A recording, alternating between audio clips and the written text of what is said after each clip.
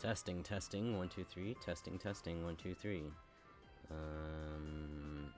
It's been a while since I've done this. I just need to see if everything is peachy clean. Please. It's so embarrassing. I'm watching this stream on my phone. Come on, I just need to hear how the mic quality is. Testing, testing, 1, 2, 3. Testing, testing, 1, 2, 3. Alright, we Gucci. So as the stream says, gonna be playing through the fucking game. Burn the Midnight Oil. And I believe this is the one. No, this is the incorrect one. This is the correct one. I'm going to be playing Burn the Midnight Oil strictly because the characters are hot. Yeah, I found it on itch.io. I don't know where the hell it came from. I guess I'll learn who made it soon, but like, I see that it's made in Python. Maybe it was made in the same engine that Doki Doki Literature Club wasn't made in, because I know that one's also made in Python. But yeah, it's been so long since I've like done stuff off the cuff. I'm not sure how to entertain people on my own. But that's why I named the title Amateur VA. It goes to Burn the Midnight Oil, because like, the entire reason I want to do this is because I'm banking on the fact that the game may or may not have voice acting. If the game doesn't have voice acting, then I get to have a lot of fun. Where is this thing?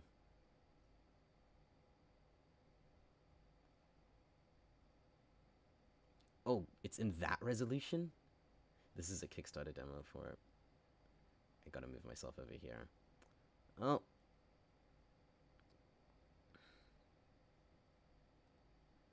This is a Kickstarter for Burn the Midnight Oil and not a finished product.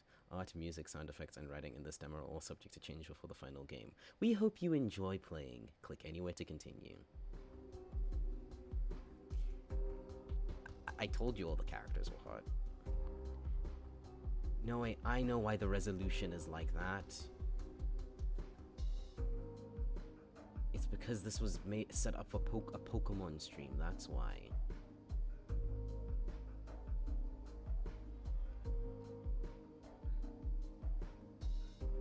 There we go. Now I gotta crop this.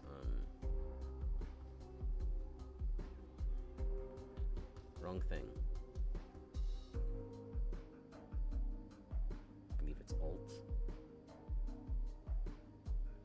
75.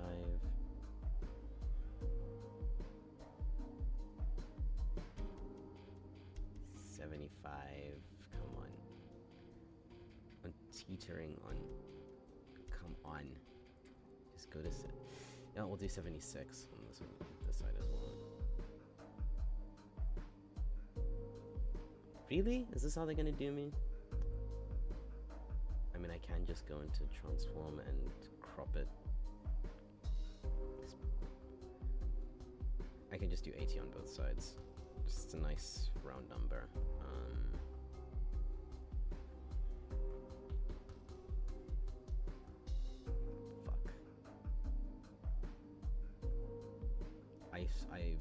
I can't believe I swear so much. Like, I was so committed to not swearing back when this channel was originally conceived, and now I'm a freaking surly drunk sailor every single. I act like a surly drunk sailor every single opportunity I get. Center to screen. There we go. Anyways, let's do this shit. Let's get this shit. Please do not have any voice acting. Right. Burn the Midnight Oil contains mature themes and is intended for players 17 and older. Viewer discretion is advised. Content warnings in the demo include, but are not limited to, horror, violence, strong language, suggestive content, alcohol and drug references, substance abuse, references to past emotionally abusive relationships, references to implied suicidal thoughts. Okay, so there's nothing, I don't think there's anything visually bad I can show then. I don't think I need to play this in, like, streamer mode. Oh yeah, I remember. So, you have the choice to choose between Cersei and Dante, they're the protagonists. If I choose Cersei, I have to do a frickin' feminine voice. I'm just gonna sound like a twink, yeah.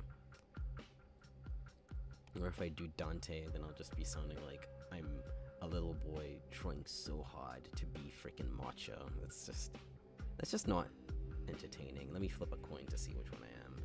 Heads will be Cersei, and tails will be Dante.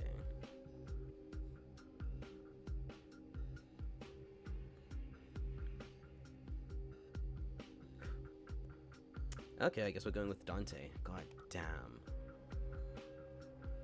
Dante. Date of birth, 2nd of July, 1953. Demi Hellhound. He's a dog? Oh, he's a werewolf. I guess he crossed that out. Occupation is hot. Emergency contact Orion Walker. Personal history. Several years ago, Dante struck a deal with Orion, a former friend of his mother. Stuck in North Haven ever since, Dante unwillingly works as a cop. He spends his nights chasing criminals, waiting for the day he'll finally have fulfilled the end of his deal. I think I'll choose this voice for Dante. Although I don't like it that much, but hey, I don't really have a choice. At last, Orion puts Dante on his final case. There's a suspicious new drug on the market, and he wants Dante to investigate. But the roots of this problem might be even more dangerous than they thought. Okay, this is the Dante voice. Wait, but I have to kind of sound like suave and seductive. The rain hits the window in a peaceful, hypnotic pattern. Orion stares outside, thoughts wandering. He has no work left tonight. He is done with moving, too. So he could go home. But to what? It's not like being at home is any different from standing around here all night. At the same time, he knows he can't stay. Daytime isn't for creatures like him. Oh, he's a vampire. Look at little guy. I won't lie, I am a bit smitten by this guy. He is very attractive. Daytime isn't for creatures like him. He is expected to hide away, never to be seen by the ones who wander the hallways after the sun has risen. Ha! A deep voice escapes him. He is sure it's the rain that's making him melancholic. It had rained that day. The day his mentor died too. Fudge. Why the deep frown? Oh, this is Francesca. Why the deep frown? Orion feels himself twitch at the sound of someone else inside the room. Only the familiarity with her voice can ease his initial tension. He locks eyes with the woman reflected in the window. I don't see any woman. It's you. It's me. Francesca sits down on Orion's desk, giving it a pat. Were it anyone else, he would think them rude. But this is Francesca. If she suddenly behaved politely around him, he would think that she was sick. They're each other's precious friends, which is more than Orion has had in a long time. New office, new furniture. It's nice. It is indeed. I was planning on inviting you over sometime, since I guessed you'd want to see it. But speaking of inviting you, did someone let you in? One could almost think that Francesca belonged here, thanks to that natural arrogance of hers. But Orion doubts any officer here would have actually let a stranger walk into the station for no apparent reason. Not exactly. So you... Orion stops himself in mid-sentence. If she wants to get somewhere, she finds a way, even if it means somehow breaking into a police station unseen. She could have met with him outside, which she usually does, but it seems today is different. You know you shouldn't be here. I stopped by your flat, but you weren't there. What else should I have done? Still, breaking in is dangerous. I wouldn't call it breaking in. It was more like entering through unusual means. Ryan is admittedly a bit curious, but he won't bother to ask how she did it. She'd only refuse to tell, just to tease him. Besides, that's not what he's focused on right now.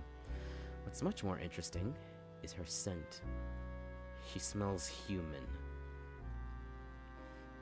Are you wearing perfume of some kind?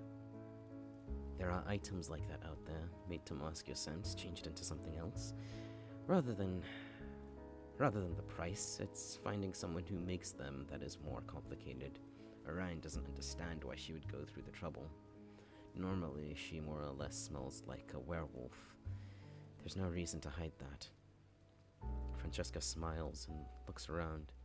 Her tone is playful, as it is most often. This office, it suits you much better than fuck! This office. It suits you much better than the old one. A bit empty, though. I think it will need some decorations.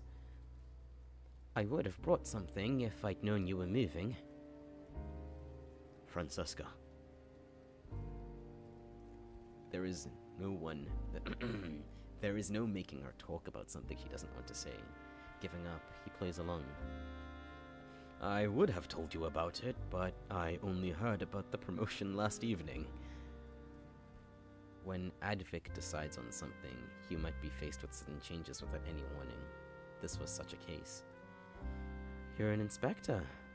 You're an inspector now. Your boss sure is a spontaneous guy, but congratulations.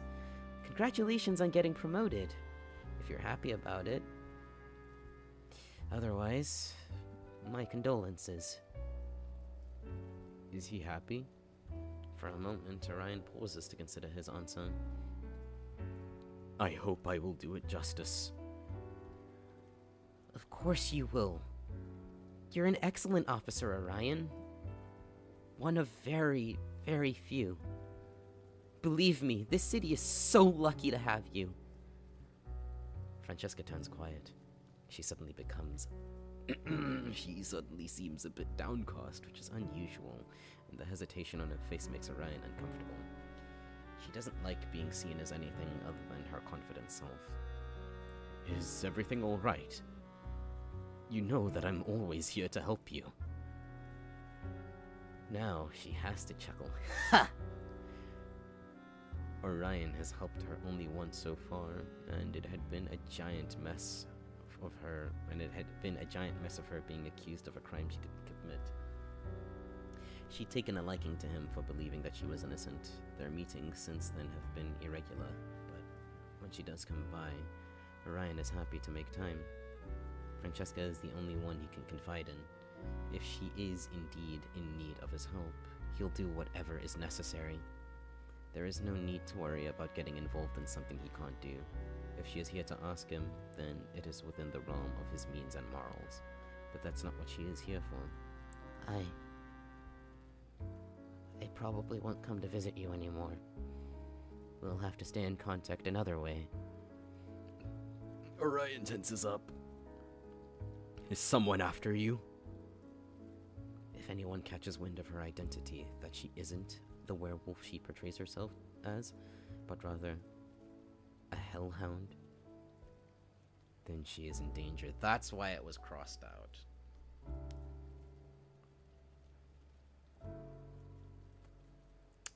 Oh geez, I'm guessing a hellhound is a hybrid between a werewolf and a human, but like, what is a werewolf anyway, other than the hybrid between a wolf and... I don't know, it's kinda finicky. I didn't watch Twilight, I don't know enough about this shit. Well, I mean, I've watched the first Twilight movie. I haven't subjected myself to the torment that are the other ones. No, it is, because torment is singular, and I wasn't referring to the movies, I was referring to torment. It has been a while since hellhounds completely vanished, hiding away when no one could find them. Not everyone cares about finding one in the first place, but those that do are dangerous. If there is someone after her already, Oh, no, I'm safe. She playfully waves a hand, and he calms down, though he glares briefly at her. She grins, amused to have gotten a reaction out of him. But if it isn't that, then... Is this related to your husband? Your mate? Yes. Damn, Orion. Jeez, you're real bad man, Orion. You wanna do some home wrecking? You know, I have a friend, they can give you advice on how to do that.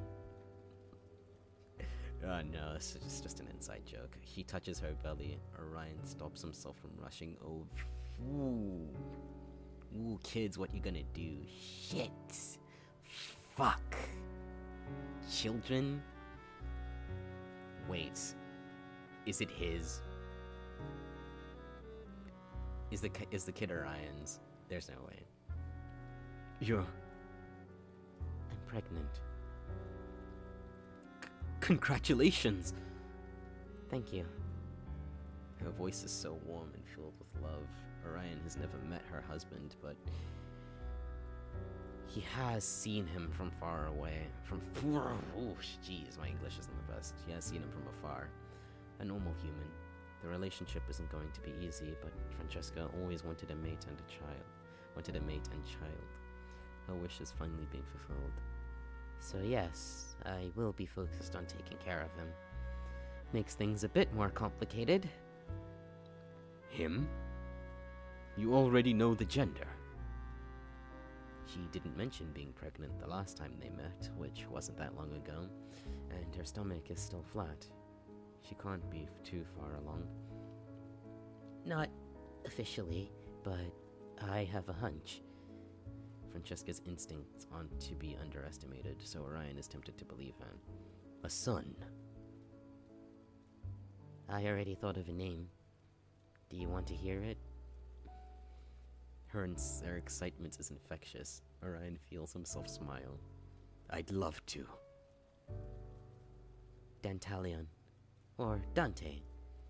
That one's a bit snappier, don't you think? It's a good name.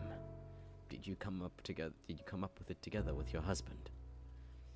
He left the full decision to me, actually.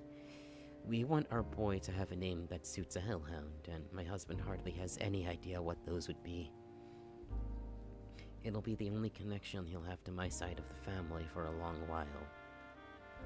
Her voice drops again. She sighs, visibly affected by the ups and downs of her emotions. Orion's eyebrows scrunch together. Although hellhounds and werewolves aren't the same species, they do share various canine characteristics. One of them is their pack, which is of great importance to both. Do you intend to introduce him to your pack?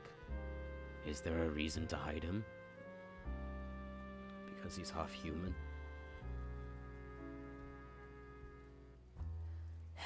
Hellhounds don't care about that.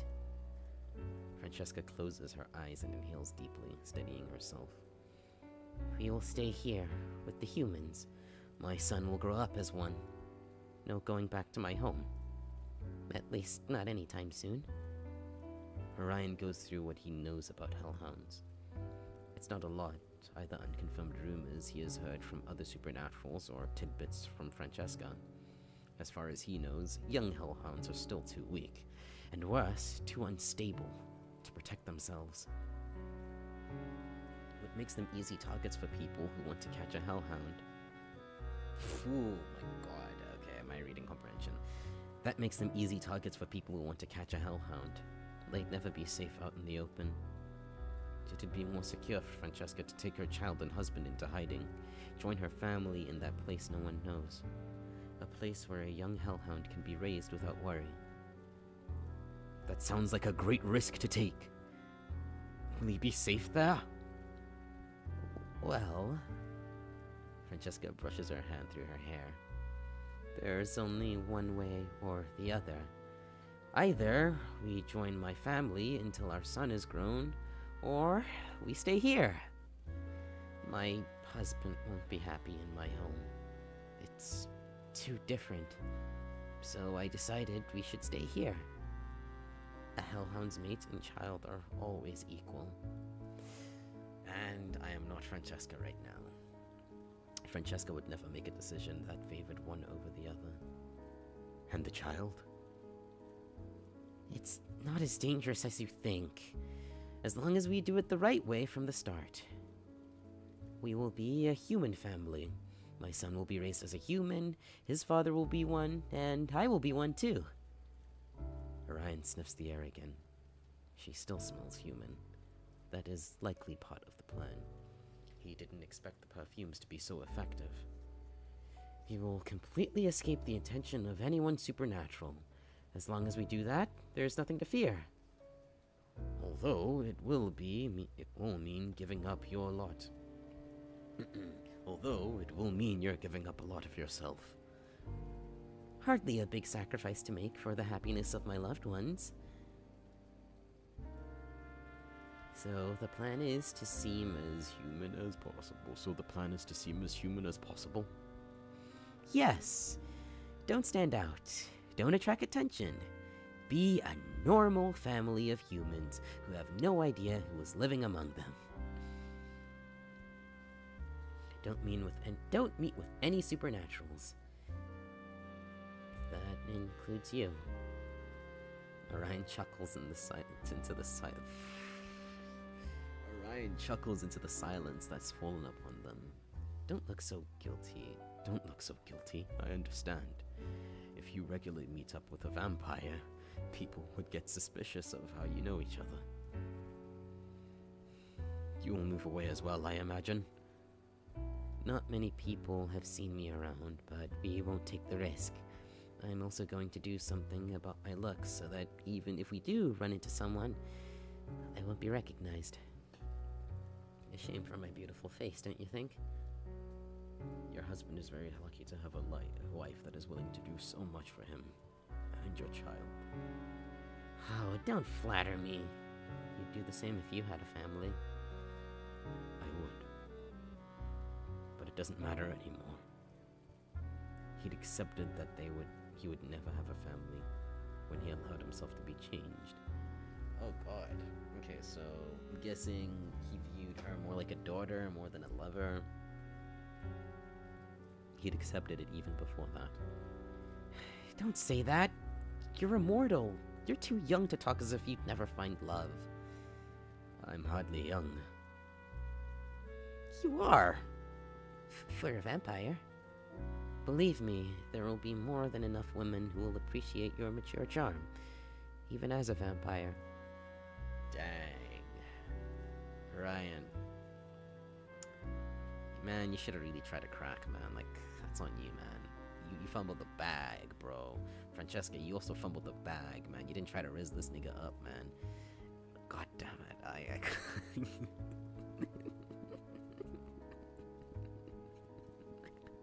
How?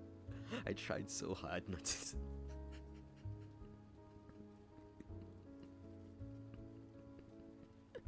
Nah. Believe me, there will be more than enough not young women. What the fudge, dude? Dang, Orion, more like... Epstein. I couldn't think of anyone else. It was just such easy pickings. Gary Glitter? No. Mm-mm. Believe me, there will be more than enough women who will appreciate your mature charm, even as a vampire. I'm not interested in a relationship, I'm not interested in a relationship right now, let alone with a human. I said the same thing about humans before I met my husband, and now look at me. Fate will decide for you. Francesca falls silent once more. If you can. Yes? Consider you're technically immortal. You'll outlive me, easily, if needed. You call me young, but not yourself. You have several centuries ahead of you. I know I'm just saying that if needed, and if you're not busy with your own family or anything. Could my son come to you for help when he needs it? I'm offended you even think you have to ask. You, your husband, and your son may contact me anytime. Francesca puts her hand on her chest, exhaling slowly. That's a relief. The thought of my boy being alone has been nagging me ever since I knew I was pregnant. Be honest. There really isn't anyone after you. No one. I'm probably just overthinking, but I still wanted to talk to you about it. It was... She doesn't finish her sentence. A hunch. Neither of them want to think about why she feels so worried when there is no need to be.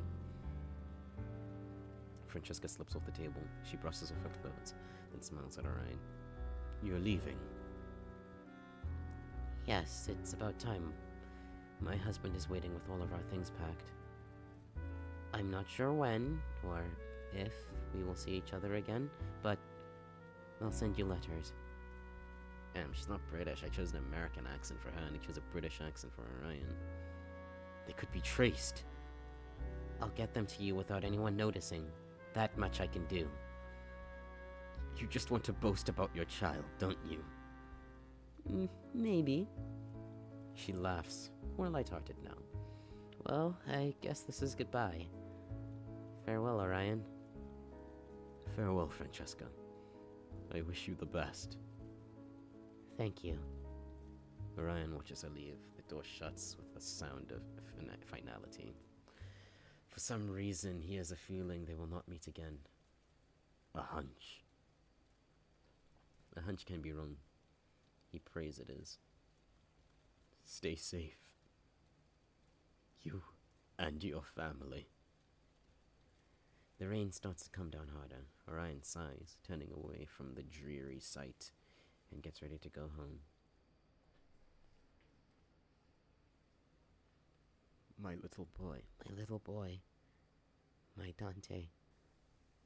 Always remember, I love you. But that's why you can't run free. You have to hold back. You have to keep control. Keep calm. Keep quiet. Don't let go. Don't lose yourself. Don't burn. Don't burn. Don't burn. Don't die, my child. Shit. Now I have to talk like this. Damn it. Oh, okay. Yeesh. Yeesh. Okay, I thought he had his cock out. God damn. Inside the empty room, there's no alarm clock to tell the time or wake him up. Despite that, curled up underneath the sheets, Dante opens his eyes just in time to get ready for work. The air is cool, it's comfortable, as long as he stays under the sheets, but when it hits his skin, goosebumps form. It'd be more comfortable to sleep in his other form. It'd be more comfortable to ever be in it at all. But he's not going to risk it. The world won't allow him to slip up. Hellhounds are easily mistaken for werewolves as long as they remain in human form, but the moment he lets his animalistic features out, the differences would be far too obvious. Dante prefers not to out himself by accident. He's been sleeping like this ever since his childhood anyway. Sitting up, Dante stretches, easing some of the tension that crept into his muscles while he slept. One of those dreams again. I didn't need to start my night like that. Sluggishly, he drags himself out of bed. Whatever. It's not a dream he's unfamiliar with, but there hasn't been a single time where he enjoyed waking up to the voice of his mother. But in the end, a dream is only a dream. When the lights in the room turn on, it quickly fades. Dante rubs his eyes blindly, stumbling towards the bathroom for a shower. Getting ready. Oh no, please, no nudity. I mean, it didn't say any nudity in the warnings, but I guess we're good. Getting ready for a job at night is no different from getting ready for a job during the day. Wash up, change clothes, eat breakfast, or not. If you ask Dante, it's a waste of time. Should have everything. There's little Dante has in his... There's little Dante has in his room. Oh, okay. There's little Dante has in his room, and even less that he cares to bring to work. He's ready at no time. Hair still damp, he walks towards the door, but stops midway. There's footsteps. 2 pairs. If I open the door, an anime girl with toast in her mouth will clumsily bump into it, and that will start the rom-com between a suave, handsome man and the clumsy anime girl. But if we wait, the really aggressive one will come and bully us and gaslight us into liking her. And then at some point we'll convince ourselves that we actually enjoy being tormented by this person. But, I mean, hey, where the hell would I get that idea from? Wait, open the door. I mean, like, I'm a hellhound. The fuck could they do? Dante holds back a sigh and pulls the door open. It swings inwards with no risk of hitting the child who is quickly approaching. Ah, Dante, goody. Ah, Dante, okay, I have to try and find a voice for them. Ah, Dante, good evening. You opened the door before I could knock again. I told you, I want to knock. Yes, yes. The girl, half Dante's sides, pouts, throws herself against his waist anyway. Dante gives her a back pat, which is apparently not friendly enough, as she stretches her arms upwards, wordlessly demanding a hug. Dante looks down at her. Pick me up. You're heavy. She's not heavy. You're strong. He is strong. Giving in, Dante bends down to pick Alice up. She wraps her arms around his neck too tightly, making him grimace. If you choke me, I'm putting you down right now. What? If you choke me, I'm putting you right down again. The girl ignores his scolding tone, clinging to Dante even tighter. While quickly stabilizing her arms, Dante decides to glare at the second person approaching. It's easier than glaring at the kid. Alice's father sees no reason to hurry over. He just tips his head in greeting, perfectly relaxed about letting his little girl cling to a supernatural. Good evening. Instinct makes Dante want to return the greeting in kind. Out of spite, he doesn't. God damn, you're such a bitch boy, Dante. Jeez. What are you doing here? And more importantly, what is she doing here? Alice allows herself to be put down, even though there's a soft growl accompanying Dante's words. She looks mostly unimpressed. I'm not allowed to come? This is no place for a child, he wants to say. This corner of the city is dangerous. You know that. Besides, it's not good for a child to spend so much time with non-humans. But what comes out of Dante's mouth instead is, you are. Cursed be those big, innocent puppy eyes. Are you mad I'm here? It's hard for Dante to be. You don't get mad at pups. Not really. Even if they're not an actual pup. No. So there's no problem. Still doesn't explain why you're here. With a chuckle, Alice's father joins in the conversation. I just picked her up from a friend's place. She doesn't want to come home before she says hello to everyone at the station. You being the most important. Orion's face is soft when he looks at Alice. Dante doesn't know the Orion from before Alice was born, but he knows enough about vampires to know that she is a literal miracle. A vampire and a human shouldn't be able to have a child, and yet here she is. That she is Orion's biological child is a carefully kept secret. Despite all the obstacles in their way, they're a happy family.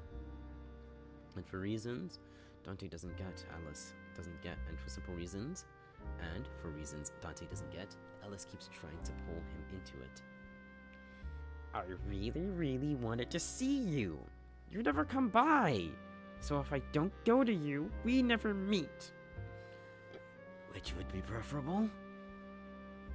I don't agree with her visiting the office either. but you know that it's rather impossible to stop her from doing what she wants. Hee. Orion's words aren't quite the truth. He'd never let Alice near anything that could cause her harm. It's because he's confident that the station is a safe place and he lets her visit for a couple of minutes. I'm not scared at all, because everyone is nice. Nice?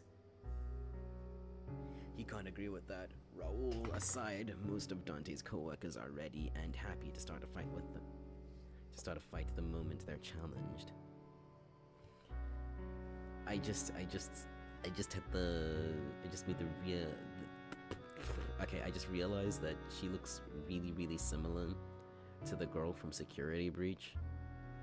No, I think it's like the way they do their hair or like their clothes or whatever, or some shit, type shit.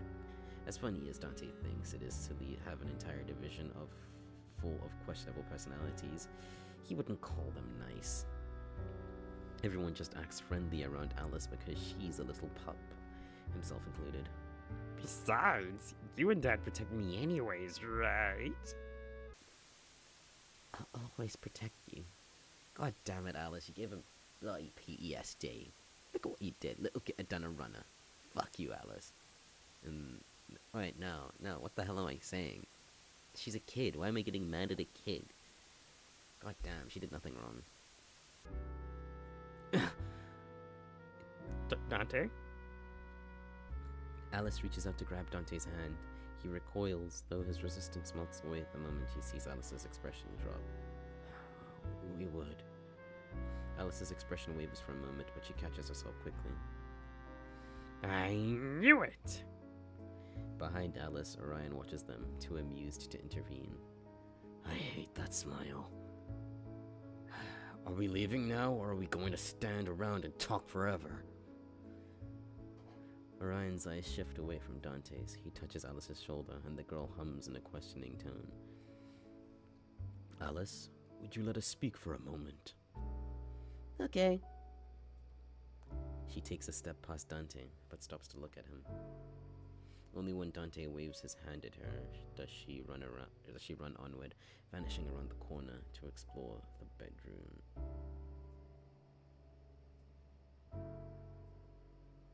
Sure.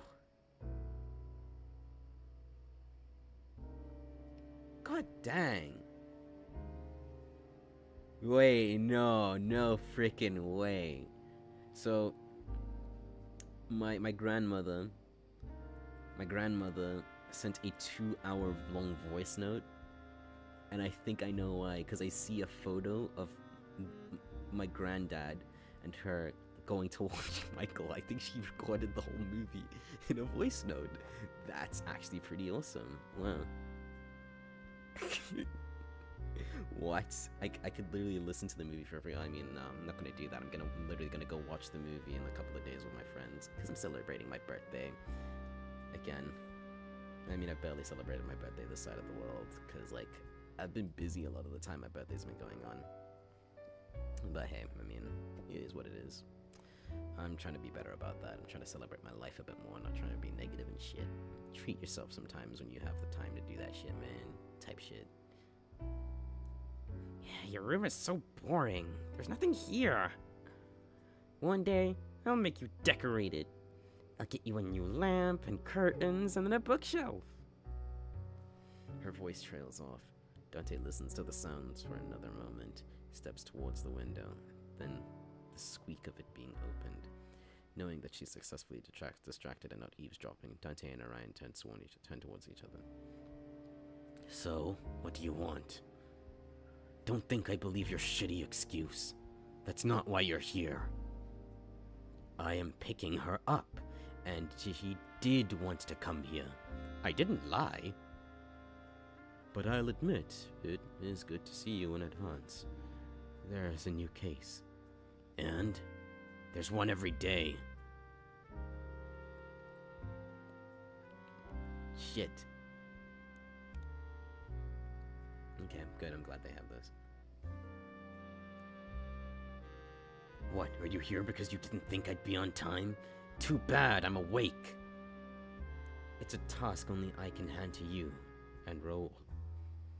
If He's saying that he knows that Dante won't want this case. He's trying to get all the fuss out of the way without Raoul around. Just because Raoul loves to rile Dante up whenever he tries to evade work. Sound like it's gonna be a massive bother. I'm not doing it. You have no other choice. I do. You just heard it. I'm not talking. We have a deal, Dante. That damn deal. That's why Dante is a police officer in the first place.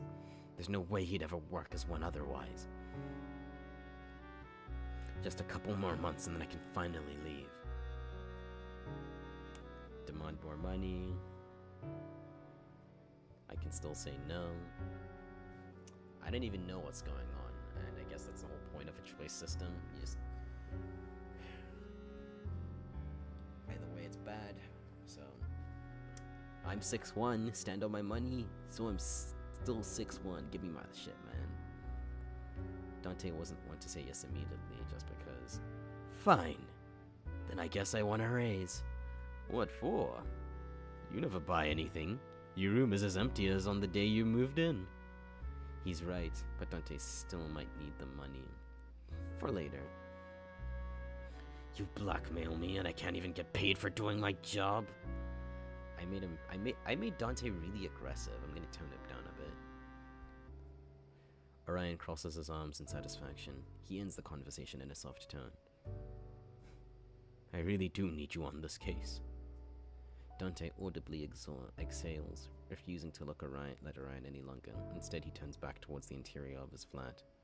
Oh dang, he's locking in. Grabbing his jacket, he calls for Alice. Alice, we're leaving! Coming! Yeah, I'm coming! I have to commit to the voice.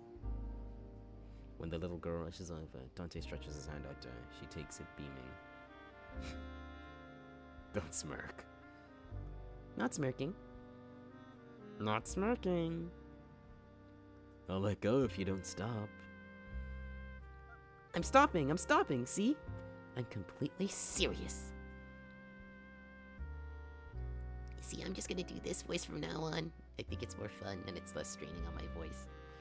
Right. Dante locks the door behind him. There's nothing in sight to steal, but Orion's the one paying for it, so Dante doesn't want to risk any damage. He owes the man enough already. Are we gonna actually work a case? The sun went down a while ago, leaving behind the darkness that Orion as a vampire can freely move in. Ever since Dante started working at the station, nighttime has become his new normal as well. It's not feeling. He's always been more comfortable wandering around in the dark, but having a regular job is completely different from sleeping and waking up whenever he pleases. That aside, Alice is a human child, and the yawn slips out of her mouth, even if she tries to stifle them.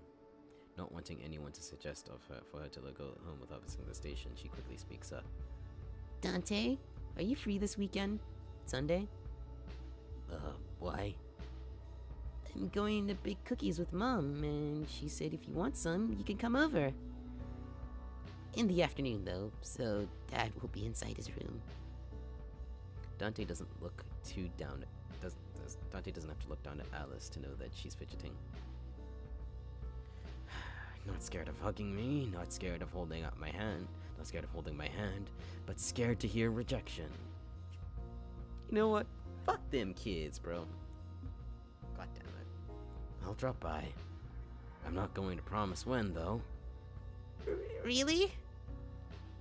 If I say I'll come, I will. I fucked up the voice now. I gotta... Let me just do this. Yeah, I think this is fine. This is a completely fine register. It sounds sexy enough, right? I didn't, Thank you. You'll love the cookies. And you can even eat dinner with us, too. We'll get a lot of meat for you. If I feel like it. Do you think you'll be able to be there for lunch? Mom will want to know. Depends on when I get up. When will you get up? Whenever I wake up. Why do you not have an alarm clock? He indulges our curiosity before he can think to point out that he doesn't have anything in his flat. Can't stand the ticking. How about a digital one? That is a good point. Like, Dante, you're actually getting mixed up. This is like the time Arne Slot put up a tactical freaking analysis on a board and the kid figured his shit out immediately. Like, you don't want to be put in that situation, man. Come on. Waste of electricity. I don't need one. I can sleep whenever. You do have a job. And? Have I ever overslept? On purpose, yes. See? I don't need an alarm clock to be on time when I want to be. Dante, you're just so unserious, bro. And I gave him such a macho voice. No, not macho, edgy. His voice is so freaking edgy. It's so grainy, the one I gave him. So you just go to sleep and wake up when you want? Yeah. Oh, I wish I could do that. Sorry, just drinking water. You can, if you practice. Maybe. Maybe. He's not actually sure humans can do that. So you really have no clock at all, huh? I do have one, in a drawer if I need it. Wrapped up in several layers of fabric to muffle that annoying ticking. Drives him insane. Why did you buy it if you weren't gonna use it? I didn't. Your father did. The only thing Dante bought for the room were a number of pillows. Dad, why did you buy one for Dante if he wasn't going to use it? A long time ago, Orion still hoped that he could convert Dante into a normal lifestyle. God, Orion, for the last time, I don't want to play Sudoku. You know how I feel about it. Dante when he was younger. Stop trying to convert me into your pseudocology or whatever it is. It's not normal. But Dante, Sudoku is life. I don't know where the fuck that bit was going. I don't know how I got to Sudoku. Yeah, frickin' whatever. I was just doing whatever I was thinking about at the time. A long time ago, Orion still hoped that he could convert Dante into a normal lifestyle. He'd given that up quickly enough. Well, you never hope. Well, you never know when it might be useful. Can we do some mystery solving? At this moment, the police station comes into view. We're here. I'll quickly give Dante and Raoul their briefing for the night, and afterwards we go home alone, alright? Alright. And as usual? No leaving the room, no bothering anyone who looks tired, no touching anything. No talking to Raoul unless he's holding his coffee, and I see him take at least a sip. Wow, jeez, what the hell is wrong with Raoul? Did Dante tell you to do that? No, Raoul did. Certainly something that Raoul would say. Well, I'm sure he's already had enough time to make his coffee. We're a bit later than usual. Not my fault. My fault? Your stubby legs still need time to grow. But you're not saying it's my fault, huh?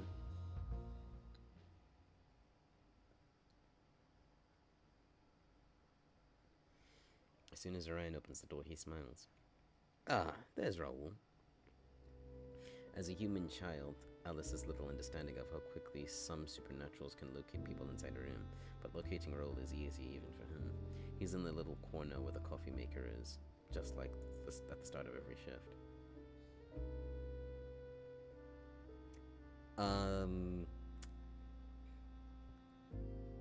Oh, that's Raoul? Oh, okay. Alice runs up to him as he takes a sip from the mug. Raoul, hello. Did you come to refuel? Is the conversation function working, or do I need to wait? Jesus, that's Raoul? God. Are they gonna ship Raoul and Dante? I get the feeling that they're gonna do that. Or they're gonna ship Raoul and Cersei. I don't know. Cersei and Dante. I don't freaking know. Everybody in this game is hot. Wait, there's romance in this game. I remember now. I think I remember reading that from the itch page. Raoul pats her head with a bit of fondness creeping into her eyes. Okay, let's see. What voice am I imagining for him? I can't. I've already done this voice.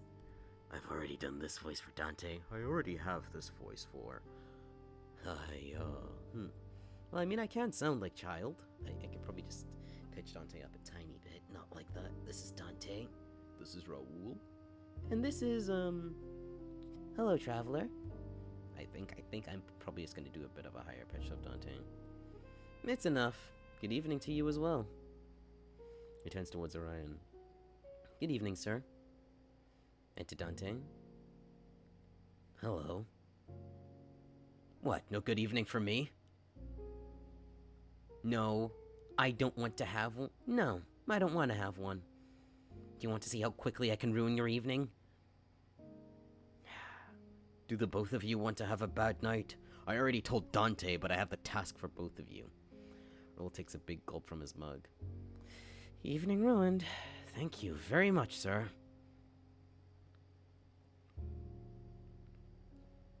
Alice watches the adults with worry. Is there a problem, Dad? It's just work as usual. Go say hello to the others. I won't be long.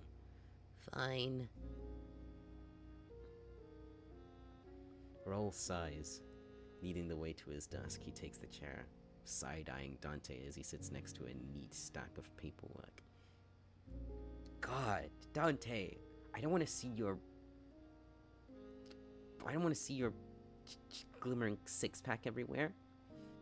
You know how I feel when attractive men come into the office. You know how I feel when attractive men come into the office. Oh, that's the voice. That's the voice. That's the fucking voice. It was the Stitch voice. No, not the Stitch voice. The alien voice. But then I just gotta find some way to make it feel more natural. Don't sit on my desk. Would you rather lie down on it? Okay. Lie down in what regard, Dante? Raoul looks like he's about to throw something, but hold himself back.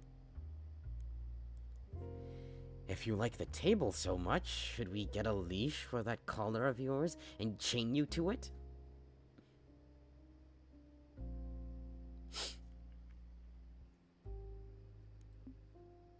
I'm all up for games, but maybe not in public. I don't know about you, but I don't need observers. Doesn't turn me on. He watches Raoul process the last bit of the conversation, the words seeping much too slowly into his caffeine-deprived brain. Sir, permission to stab him. Denied. Shame. Fine, a castration might help calm him down. Yeah, you started it. And with a child in the room even? Raoul closes his eyes, even if he has some sort of mantra to keep calm. Now is even when he's using it. He turns to Orion, ignoring Dante completely. If there's a case, it might have been better to not bring Alice along. She looks worried. Orion joins them at the desk. I wish she was worried. Because of me and Dante, she has far too little fear of supernaturals. I guess it's positive that she accepted having a vampire father this quickly. If you two want to talk about childcare, do it when I'm not around. Gives us the terribly important briefing already. Fuck, I didn't read that properly. Give us the terribly important briefing already. It's rare for you to give us a briefing directly, sir. Did something happen recently? Last night, actually. You two were gone already, and I was going for a final round of the patrols before heading home. Orion leaves for a moment, then returns, folder in hand. He taps on it and as he talks. It was mostly quiet. I ran into a fight in front of Mirage. Nothing unusual at first glance. But one of the men was unusually aggressive. It was almost impossible to get them off each other. Just when I was about to resort to harsher methods, one of them... Orion stops. The way he's hesitating is unusual, but he usually knows what to say. He changed. Mutated, you could call it. Did you arrest him? He died. What? It escalated that far? Did you accidentally break his neck? No. He died on the spot. From 1 second to the next, you simply fell over and stopped moving. Raoul inhales deeply. Wait, does Raoul have a freaking hearing aid? Is Raoul deaf? Dang.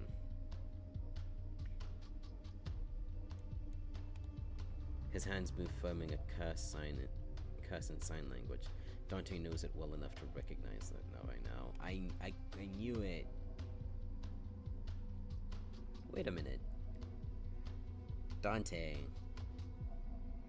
You know his sign language patterns? Yeah, no, these two are gay for each other. Just, damn. So does Orion. Don't curse in front of her. Not even in signs. I'm not. Raoul quietly puts his hands away. Did you get hurt? Doesn't smell like blood. Shh. Be quiet, Dante. I didn't ask you. As Dante already confirmed, no. Nothing that didn't heal immediately. The problem is that we've never seen anything like that happen before. His body was in an abnormal state. Pathology?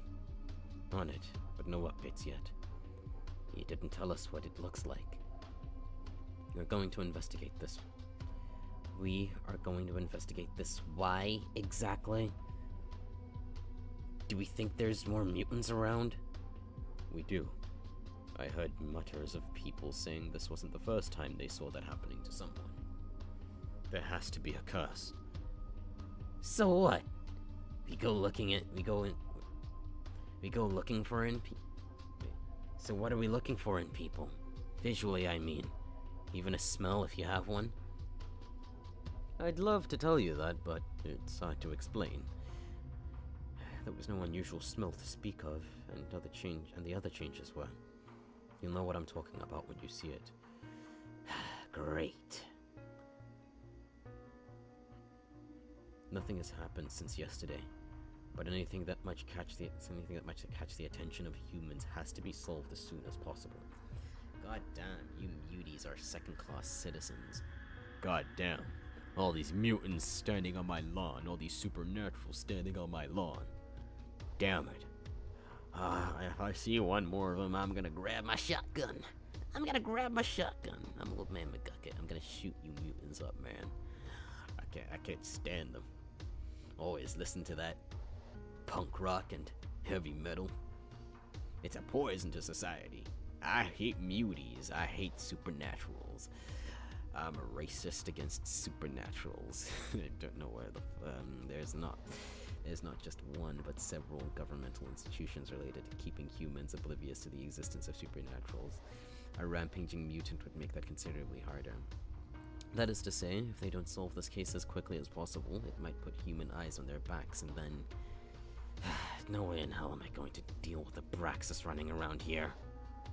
So, take care of it before he catches wind of the issue. I need you two to check all the clubs around Mirage. Talk to anyone suspicious. Watch anyone who stands out. You know your work. Orion places a folder on the table. Raoul immediately pulls it over to himself and skims its contents. But it's so thin that he done no time. So why do we have to take this shitty case? Reason number one. You might have to talk to humans, and Raoul is one of few people in the night shift who passes as decent police officer. Are you trying to say that I don't look reliable in human eyes? You know exactly what I'm trying to say. Admittedly, Dante looks more like a thug than an officer. Raoul is very helpful when it comes to convincing humans that his badge isn't fake.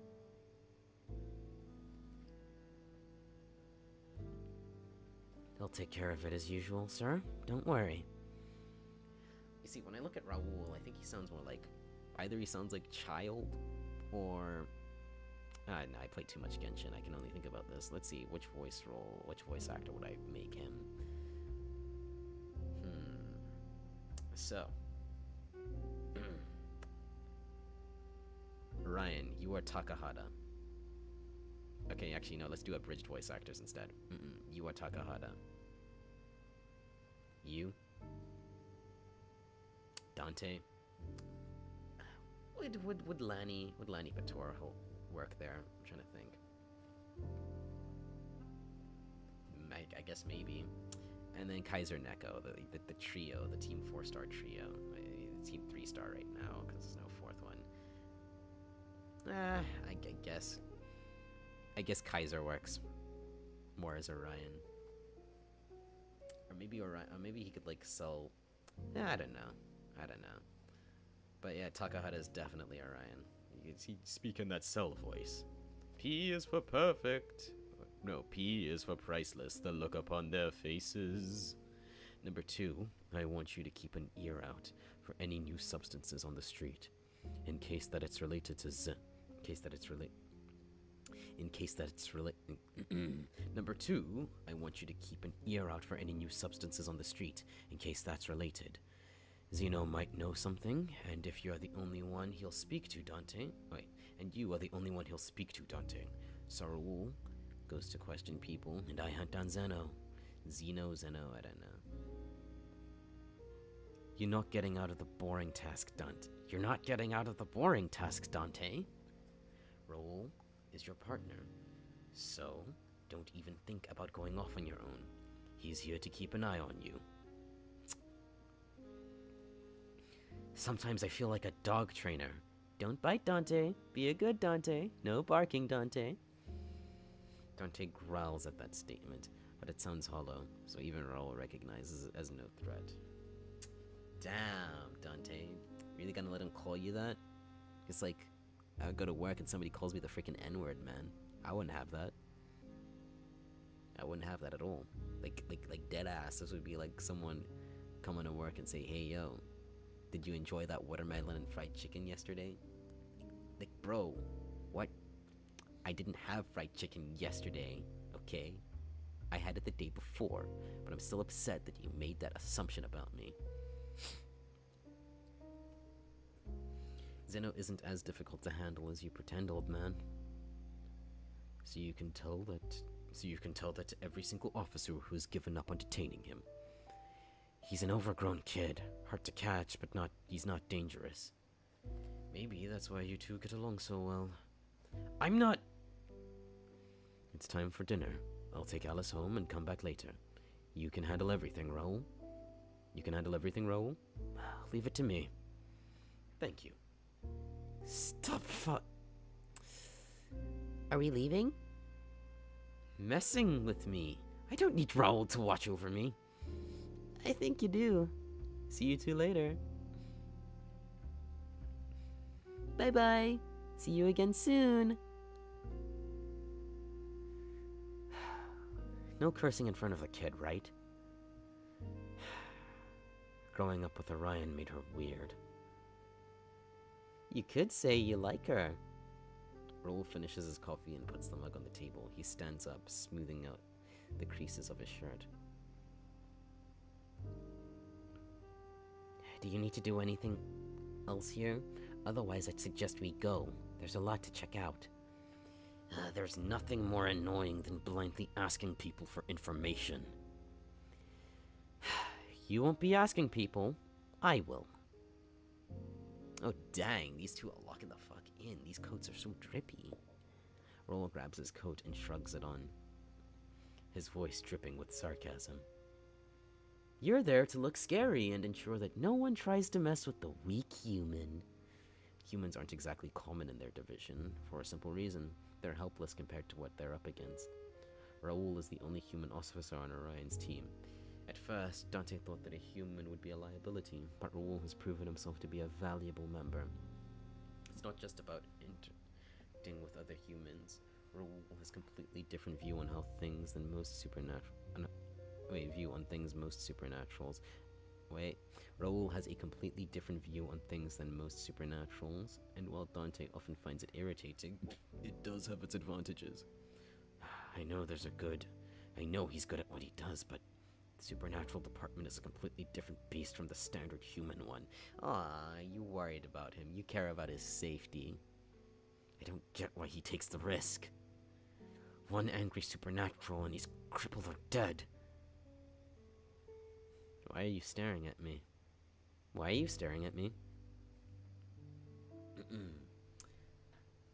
Yeah, I'm gonna get these two together. Why do you do this? What, interact with you? with supernaturals, working as an officer here. Do you have no self-preservation at all? Not that Dante's one to talk. Are you worried about my health? Forget it. I'm just gonna get really drunk sometime and ask again. That'll be less bothersome. If you're worried about others attacking me, just make sure they don't. That's a valid point. He still thinks it'd be better if Raoul worked in a place with more survivable dangers.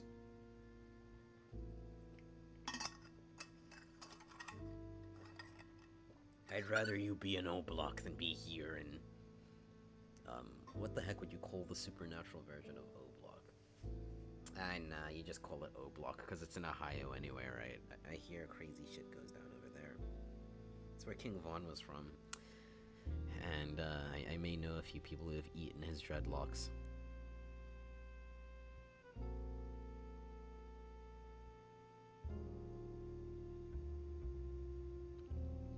Anyway, I was just drinking water. Now come. The night is short. You think? Because I'm feeling like it's gonna be a very long night.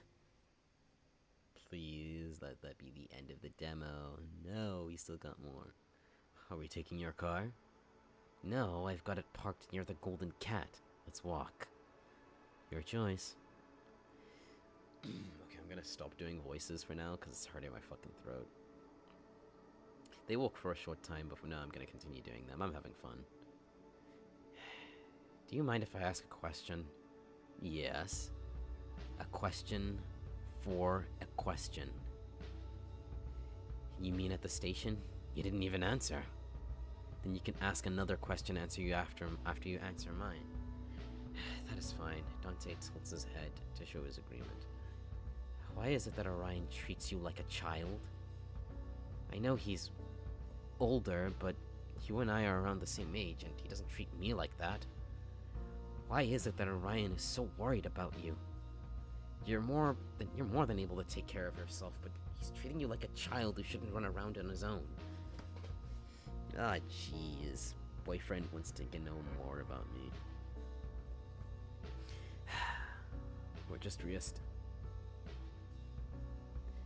We just re-established that officers aren't allowed to work alone.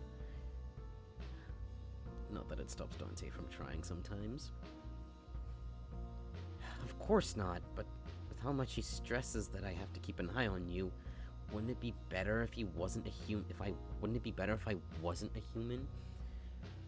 I can't stop you even if I do start a fight. A werewolf is above my weight class. Raoul being a human is actually the point, not that Dante can explain that. Other than Orion, there is no one who knows Dante as anything other than a werewolf. The only reason Orion knows is that Dante's mother told them. Okay. But Raoul doesn't have a reason to know. It's usually no issue, but in some cases it makes explaining things a bit hard. I mean, I get that. I guess I already knew, implied from before. I think one thing I will take away, I think I like the character personalities, but I think maybe we could cut down the narrations a tiny bit, because I feel like people should be able to interpret what's happening, what's going on right now, like a bit more, rather than it having being spelled out to them all the time.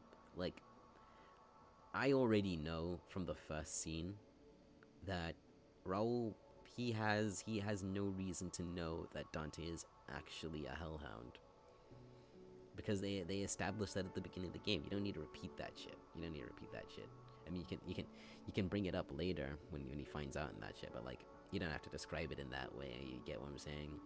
Like, you know what I mean? Anyways,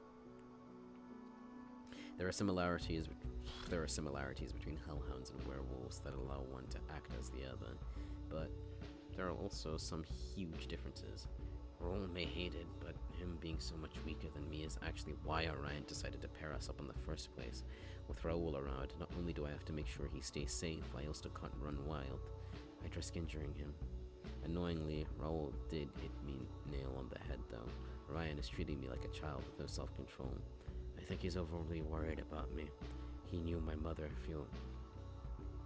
I think he's overly worried about me because he knew my mother feel civilly responsible or something. Did he know you when you were a kid?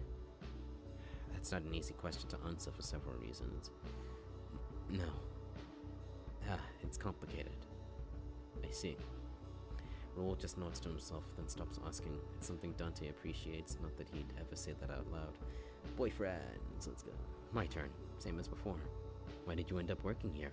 And how? The division doesn't take in any humans. I believe Orion was looking to add a human to the division even before I applied. When we had an interview, it sounded like it. It probably also helped that I wasn't able to use my family name. Mystery. Previous connections with supernaturals do make it easier for you to get hired. There's that too. You're rich, and obviously you have connections, so why sprint every night on the beat for barely anything? It's not a bad workplace. Everyone is polite, and Orion is a good superior. Seriously? You haven't worked another job yet, have you? Yeah. He hasn't, so it's true he can't compare Orion to someone else. If he put us on this case, he believes that we are the right people for it. Aren't you the slightest bit proud of that? No. That's a shame. You should be. Why? He's just using me. Oh, Raoul was partnered with Dante as soon as he joined the Force, but they know little about each other. It's hard to ask about someone else when you yourself are unwilling to talk. God damn, I wish this was an RPG so I wouldn't have to read the narration so much. God damn, my throat is so fucking sore. Okay, I guess if I do Cersei in the next episode, because I'm gonna do all of Dante today. If I do Cersei in like another episode, I think I'll try and find a friend to voice the women characters, and I'll do the male characters, which shouldn't be too hard, but like, actually, no, it's gonna be very fucking difficult now that I think about it. I don't have many female friends online, but I do have female friends offline, but I don't, will they be cool with live streaming? I don't fucking know. Yeah. Not that Dante isn't curious. I sound so insecure right now, you know? If I've got another chance, right now anyway. Where'd you work before joining our division? Another question? I'll owe you one.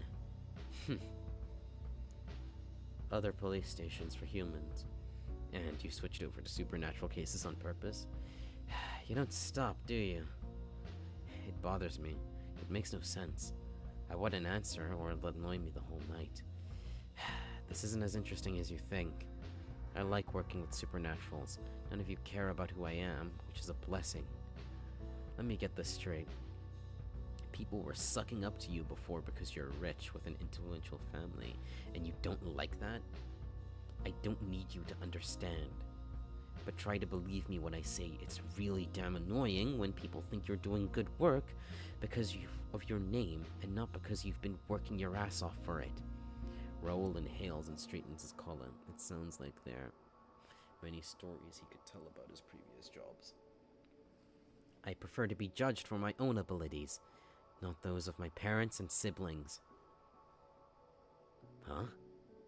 Alright, that's something I can get. You can? It sounds nice to have people do your bidding without needing to work for it, but if you do work, you should get the recognition and no one else. Dante shrugs, sliding his hands into his pockets. Still, you're stupid for putting yourself in danger, though. I guess I can be rather stubborn, but I've survived so far. Yes, because I make sure no one mauls you to death. As we've established before, that's why you're my partner. You're doing a good job. Continue to make sure I don't die. I'm not your babysitter. Bodyguard might be the more appropriate word. Raoul's mouth twitches into a smile that he's quick to hide. Although, I doubt anyone could convince you to wear a suit. Like, damn, I don't want to be distracted by your stunning abs. You think my abs are stunning? God damn it! Or anything formal at all. Raoul's eyes move over to Dante. which is a bit of a shame. You guys can see my mouse, right? You guys can see my mouse, right? Hold on, I need to see. Can the stream see my mouse? Are they even guys here at all? Stop sounding insecure.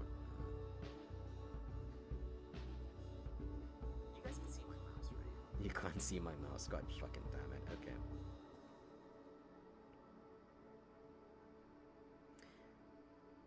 Okay, you can't see my mouse. He's staring intently at those abs.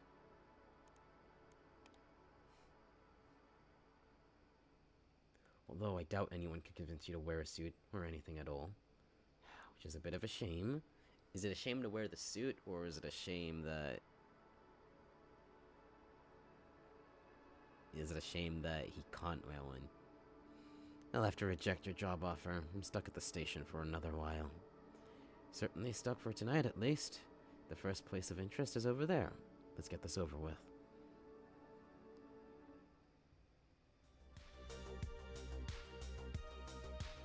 The first stop was indeed the start of a long, long night. Many follow before the end is in sight. I'm going to choke on the next person who wants to waste our time. As expected, or maybe feared, no one knows anything. Not only does it take forever to make them talk, they also end up revealing that they haven't noticed anything, other than a couple of more bodies than usual. The relationships between the different groups of supernaturals are complicated, meaning that a corpse won't immediately cause the others to react. Though close the places to the slums, no one has the energy to care for strangers. I knew it. I knew this would be a hassle. This is the last place This is the last place. Get it together. Roll steps up to Dante's side. Over the years, he's learned to recognize most of Dante's body language, including the signs of rising annoyance. Another thing that Dante would never say out loud is that Roll helps. The way he riles Dante up is completely different. Somehow, it doesn't make him want to tear out anyone's throat.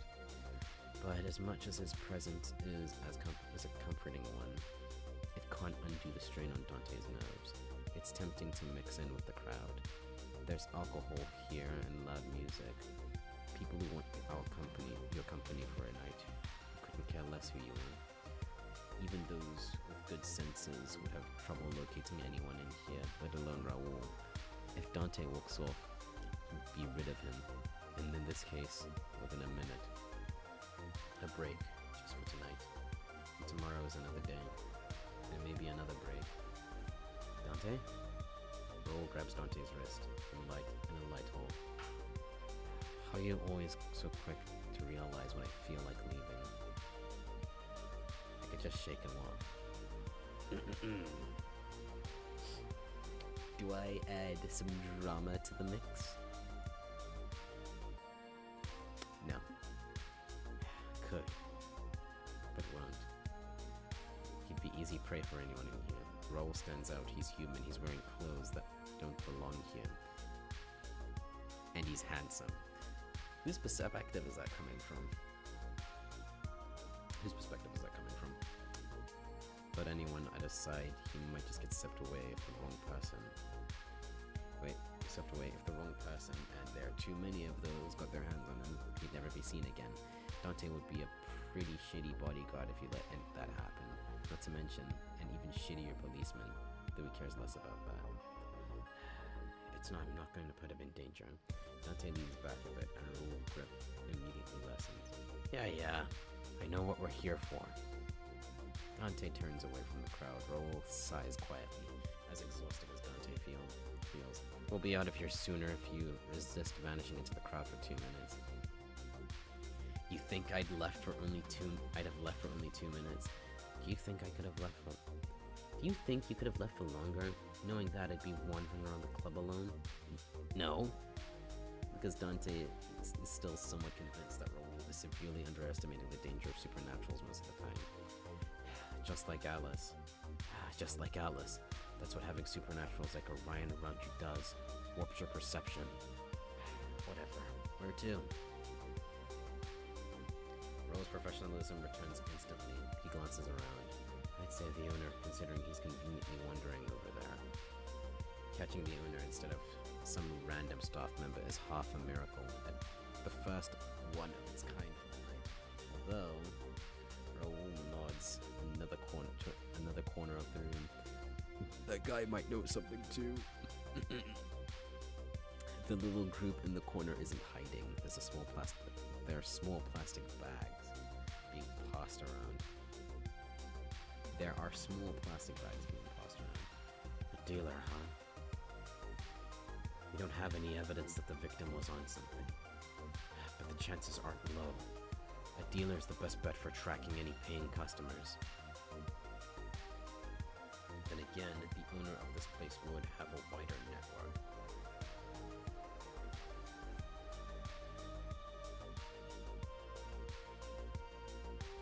So if this is a big operation,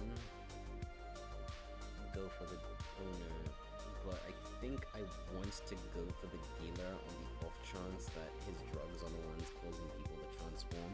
But I think if we do go for the dealer, like, Dante might accidentally huff some of that good kush and attack Raoul, and he'll feel guilty about that throughout the whole game. But I'm sure, like, the power of love will break him out of it, so we're gonna choose the dealer. I think the dealer might know more. Raoul waves his hands, gesturing for Dante to go first.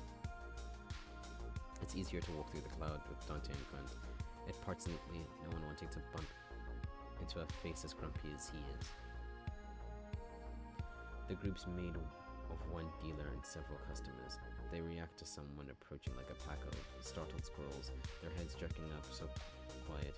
Humans technically aren't allowed inside Mirage, though exceptions are made when they're accompanied by a supernatural. Raoul draws the majority of suspicious stares. He steps forward. Don't have anything for humans for two. Oh, dealer. Don't have anything for humans too strong. The dealer rudely turns away. She's doing a poor job of pretending she's not on edge. Oh, she's freaking high. She's on edge. Is Cersei the dealer? Let's see. Terribly sorry. Not that we're here to buy anything. No, everyone stay. We're not... Terribly sorry. Not here to buy any. No. Everyone stay. We've got questions. Terribly sorry. We don't like questions. You also don't like the police cracking down on your deals, do you? Police don't care about us. Police tolerate you because we have better things to do than run after insignificant drug dealers. But I'm sure we can make an exception to drag you to the station anyway. The dealer flinches, eyes narrowing, fingers curling up. If you think you're faster than me, try it. The dealer is a witch. She definitely has tricks up her sleeves, but she needs time to pull them. An incantation thingy. But I do think we should be careful of the witch. She might cost men to butt crack. Or testicular torsion. We don't want that happening. It's very bad for the investment.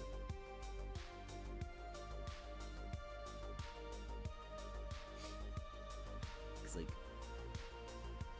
you know, I'm not gonna continue that joke because it's gonna go down a very, very inappropriate route. I have a limit.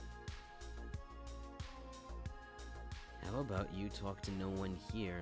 How about you talk and no one here gets in trouble? Doesn't that sound good? That's what he said, right?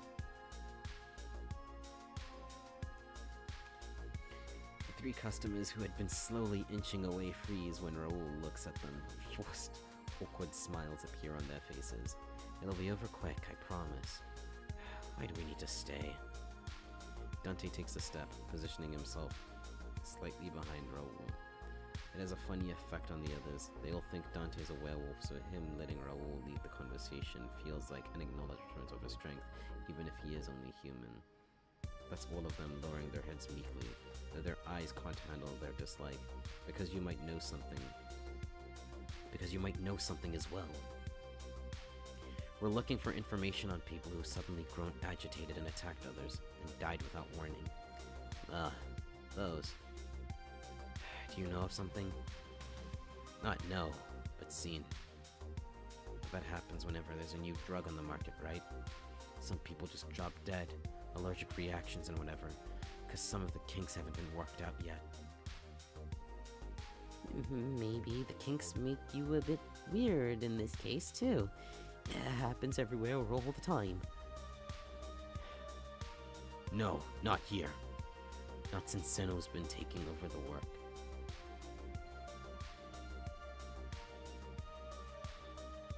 Zeno, huh? We'll have to come back to that. You sure it's a drug that's causing their behavior? No, but it seems likely, right? Was everyone who acted like that a user? Maybe not all, but most of them. It's hard to tell who's taking it than who's buying it. Wouldn't it be the first time someone slipped something? The dealer clears her throat, changing her words. I mean, they wouldn't have known they were taking something. Raoul nods, then hones in, focusing only on the dealer. She shifts clearly, hating the attention. If you're saying it's normal for a new drug to cause problems, does that mean you have seen something new going around? Did someone offer you something? Well, no, but you think that's what happened, right? So nothing was offered to you? And you haven't seen a fellow dealer carrying anything unusual either? Oh my gosh, I'm getting so tired. I hope this demo ends. This demo needs to end, bro. If I see a fellow dealer at work, I'm in the wrong corner of town. We run the same products and we even have the same damn prices. Cartel prices ruin all the cartel rules and all that. I didn't see anything. Seen the deaths, yes, but no new pills or powders or whatever. When did the last one come out? 3 months ago. Pretty sure it was 3, yeah. Zeno's work. Who else's? Look, we're not the healthiest people, but okay. But anyone would choose a drug that doesn't kill you over one that does. Zeno's reliable. Yeah, so it can't be anything from Zeno. He's never brought out anything that had side effects this bad. Yeah. That sure is a potential side effect. Then have any new sources apparent? What? And have any new sources appeared lately? What? No. Why piss off the cartel? Nobody's going to improve any of Zeno's recipes, and if you try to get something out of your own, if you try to get something of your own out without running it by the higher ups first. Gosh dang. Okay. It's so late. Come on, please finish this chapter. The dealer moves a finger across her throat. The message is clear enough. You think they're nice enough to give you a quick death? A woman has hope. A woman can hope. I see. Last 2 questions before we leave. We'll glance at Dante, who gives a small nod to and there's something else he wants to ask. Have you seen Zeno around? Why would you sell Zeno out to the police? We're not after him. I'm a friend. A police friend who doesn't even know. No, that actually makes sense. You totally could be friends because it's Zeno. Zeno is Zeno. Weird guy. Great drugs. Great drugs. Not like you can catch him, even if you can't find him. A wizard that talented doesn't just wander around. I saw him out on the rooftops before I came in. He might still be up there somewhere. Gosh dang. Yeah, I really... if I ever stream again...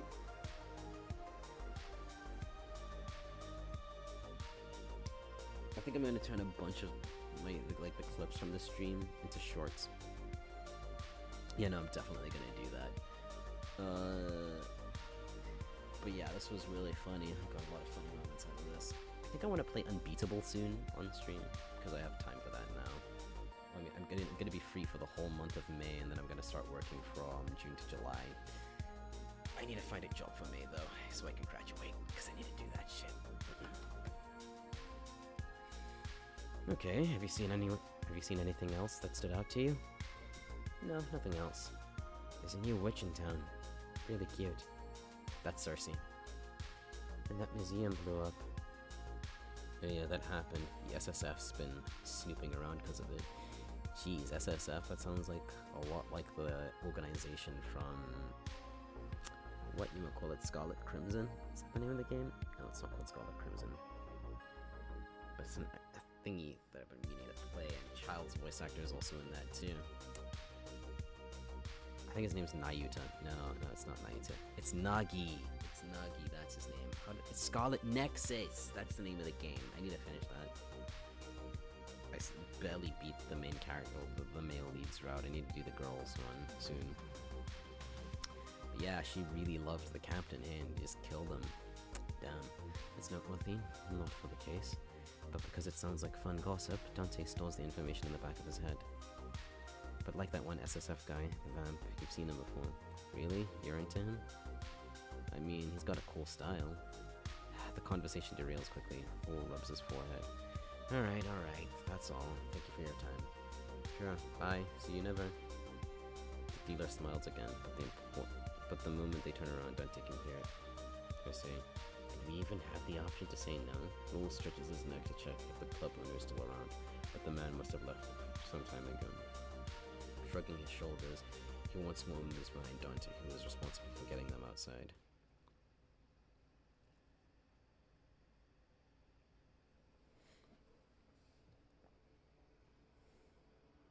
Back where there's fresh air and people to talk without shouting, they pause. The chances of someone trying to put out a new product, not low, I'd say. There's plenty of willing customers. As long as they could get their product into the dealer's hands, they wouldn't stand out. A foreign designer could seriously anchor the cartel. Might be worth whatever they're trying to do. It's worrying that there are many more victims than we expected. Orion was right to think something is wrong. I think Cersei is the one making them. Well, we've checked all the clubs and any other places in the area that make sense. But since we haven't encountered anyone unusually aggressive or dead, we can't do anything useless. We can't do anything else for the moment. I'd suggest you see if you can find. Wait. I'd suggest to see if you can find Zeno. He's not going to reveal himself if I'm with you, so meet me at the Golden Cat when you're done. I won't try for very long. Better than nothing. In the meantime, I'll inform some people to keep an eye out for any unknown dealers. See you later. Raoul doesn't wait for Dante to start complaining, leaving before we can get a single word in. How the fuck am I supposed to find that guy? Dante shoves his hands into his pocket, walking down the street. He does his best chance of running into Zeno is doing exactly that, just walking around waiting for Zeno to show himself. If he's not asleep, who knows where. He's working at his lab. It's also who knows where. Maybe he's not working, he's relaxing on some rooftop. Please, God damn. As one of the main designers for an astoundingly large circle of cities, Zeno should be a more dangerous guy, but even if the police aren't after him anymore, there's been so many attempts to capture him and keep him, but he always slips out. Not to mention, there'd just be someone worse filling his position if he's gone. Most of the time, Zeno is friendly, he minds his own business, and he doesn't pick fights. He's not a direct threat to others, even a child would be safe around him, as long as you can make sure he doesn't feed them anything weird.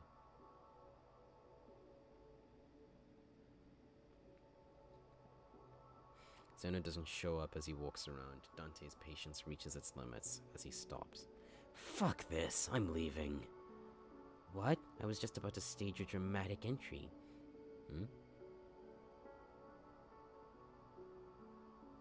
I've almost got it. Okay, yeah, this is the voice I'm doing for Zeno. I've almost got the timing figured out. And now you've ruined all my work. Zeno? There you are! Zeno's sitting on the rooftop, but his voice carries as cleanly as if he's standing right next to Dante. Here I am. Have you been looking for me? I have. Come down. Zeno doesn't even consider it. No way. We must stay apart, for I never... We must stay apart, for I never know when you might turn on me. For I never know when you might turn on me. Taking advantage of me letting my guard down to arrest me. I am not doing well voicing Zeno. Taking my guard down? Okay, yeah, you know, I can do it. Pretty stoner voice. I can do this. Yeah, that's a pretty good voice for Zeno. I have. Have I ever tried to arrest you? This whole time we've known each other. No. So I'm not gonna start now. Come down. I don't want to. I feel like your current distance is fitting. Something about this distance between our hearts. Are you ever going to stop talking nonsense?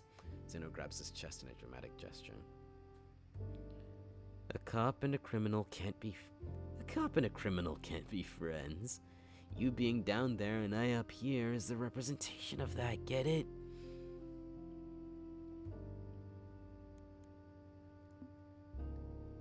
Ignore that for a minute. I have to talk to you. I understand. That's why we're talking. Face to face. We are. From far away. Is there any good reason to talk like this? You're a cop. I'm a good reason. I think that's a good reason. You're wasting magic. So we can just talk. It's worth it to talk to you. I want to hit him so bad. But even if Zeno was in front of him, he shouldn't do that. Can we get a Zeno cliffhanger? But no, I think Zeno is my favorite design so far. All other reasons aside, Zeno isn't exactly sturdy. It would have to be more of an affectionate pat. What kind of a stupid thing do I have to say to lure him down? Even if we have to be apart.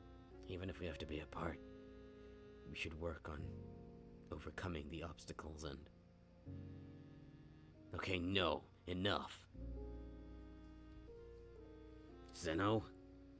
Yeah? Get your ass down here or I'm coming up. Zeno claps his hands together. A small colorful dust cloud appears, likely remnants of whatever he last worked on. You'd come all the way up here just to have a chat with me? We're like Sherlock and Lupin. True freedom lies in breaking the chains of societal expectations. We are two people who can't be together, can't be apart. We don't care what the world thinks. What the fuck are you saying? I need a damn beer. If you make me climb up to you, I'm gonna break one of your bones for every second you've wasted. Up on the roof, Zeno cocks his head. You're so serious today. He gets up and stuffs off the edge without a second thought.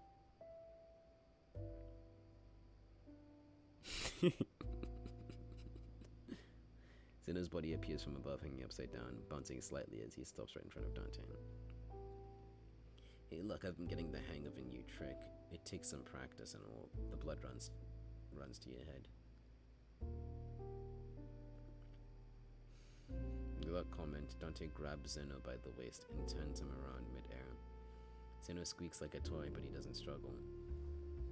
I could snap him in half by accident. Finding himself the right way up again, the wizard stops hovering and places his feet on the ground. What's wrong? Yeah, my voice is exhausted. I just want to get through this chapter. What's wrong? Usually you play along for a bit. I'm not falling for the sad puppy facade. Not today. Not twice today. When Alice already got me earlier. I'm still working, but I have to talk to you. No time for games? No time or energy. And I started doing the voices again. Great. Zeno circles Dante once and makes a doubtful sound. You look more like you have too much energy. You could use some calming down. Calming? You could use some calming down. You could use some calming down. You could use some calming down. Want something? I've got stuff with me. Not right now. Alright, but if you change your mind, I've got a personal stash. I'll give you only the best. just give me, Just a shout in the street or something. They'll find you. Probably. Sit on the rooftop and howl? You're a werewolf, aren't you? I'm sure you howl very nicely. Will remember to call you by howling in the future. But about the thing I'm here for, I'm all ears. Actually, I'm working on a spell that gives you a flying ear. Not an actual ear, I think, but you can make it fly around and you can hear what it hears. It's failing so far, but it's going to be fun. Zeno, concentrate. Concentrating, listening. Do you know anything about a new substance that makes people abnormally aggressive? The majority of drugs in the area, at least for supernatural, were created by Zeno. Other creators will have little space to compete, and those that do are carefully selected and only making specific products. And only make specific... The cartel controls the whole system to its own benefit. Fewer issues, more happy customers. Zeno's expression turns blank. A new drug? Anything you made or were involved in recently? Or any new substance from anyone else? You don't remember? Zeno pulls a hand through his hair, messing it up. It leaves a trail of blue powder. There is so much stuff I work on and so many recipes. How can you expect me to remember anything? Customer confidentiality or something like that. I don't remember who came to me for what. I had my mouse was covering the thingy. I couldn't see it. But then again, my reading has been horrendous for like the past half hour because I'm just so fucking tired. It's not that I'm hating this. It's not that I'm bored. Well, I mean, I guess maybe you could say I'm a bit bored. But like, can I get like an indication of when the chapter is gonna end so I can like end the stream because I want to go to bed? You're so great at confidentiality that you forget their name before they're even out the door. Exactly, you get me. Do you remember my name? Dante. I'm honored. You're my sworn nemesis, of course. I would remember your name. How many people's names do you know? Like 15, 20? Should have expected this. This guy doesn't remember anything from 5 seconds ago if he doesn't want to. What a way to live your life. It's a nice life. You should try it. Not thinking about stuff that doesn't have to bother you anymore is great. I can use that time and energy for other things unlike right now. Sometimes Zeno's suggestions actually make sense. It's odd because usually nothing about him does. Rather than worry about who I'm working with or what they're doing, I prefer to think about nice things like my next meal, for example. We should go eat out together sometime. Ah, dang. Dang. Shit. But I already like Raoul. I'm already doing the Raoul romance route. Just let me do the Raoul thing without having to choose. Like, this is why I don't do visual novels, because I have to choose. You know what? I'll do Raoul. Aren't you just blabbing about keeping your distance? We don't have time to. I didn't say no. I'm also just saying. Dante blanks out for a moment. Thinking about his next meal does sound nice. Stop distracting me. I still have questions. And I still have answers. Or not. We'll have to see. You know nothing? I know nothing. Listen, it's not one of the unusual party drugs. It's deadly. It kills people. It's what? From one moment to the next, it's like a switch is flipped. Zeno's tone changes completely. Who fucked that up? They aren't supposed to kill. Good customers are bad customers. And that gets the police on our backs. Wow, he's pissed. Only people who are alive can buy more. That's the basic business logic. That's basic business logic. I work my ass off to make sure my stuff doesn't have bad side effects, and here comes some brainless designer messing it all up. Really? They're going to tarnish my name. Do you even care about your reputation? No, but this is a matter of principle. Which principle? Zeno awkwardly waves his hand. Something, I don't like my work being screwed up. That's all. You're sure it's not someone selectively killing people? I'm not sure about anything. Our only guess so far is that everyone affected is taking the same thing. What a pain. Zeno lifts his hand, biting on the knuckle of his index finger. Our system is working so nicely that I don't want anyone messing with it. Are you gonna be in danger? this gonna get you in trouble with the cartel? I doubt it. My customers trust me. But depending on who is doing stuff and what exactly they're doing, the situation might escalate. If it escalates, I'll lose my peace. I like my peace. We're working on avoiding that outcome. Thanks. Zeno's smile returns. He turns on his heels and walks off a few steps, waving at Dante. Well, it doesn't matter what it is. You're gonna find out who's messing with my customers. Customers, alright.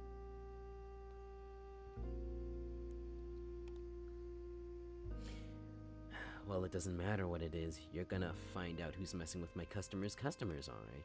I have no choice. Then I'll do the same. I'm sure we can fix the problem together. Wait, is it just red? No, it's just red on Dante.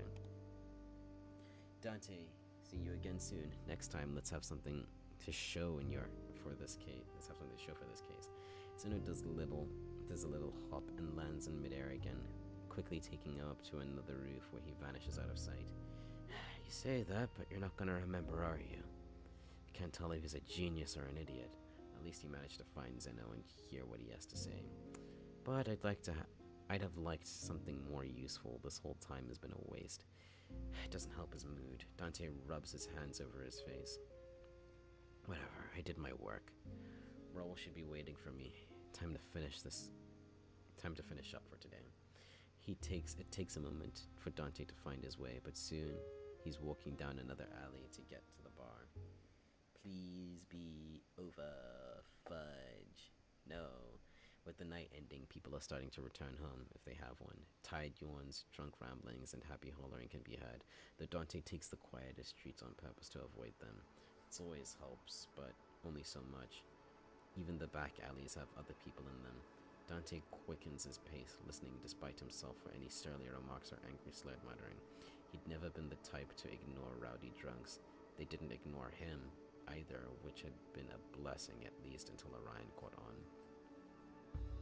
It wasn't really losing control if some idiot on the street swung at him first. The fights were an easy way to burn off restlessness, but when he'd first started working as a cop, Orion had hardly left his side at night.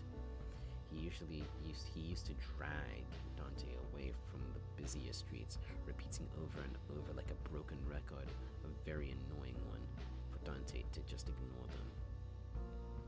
And he's right. Drunks don't make for challenging fights anyways.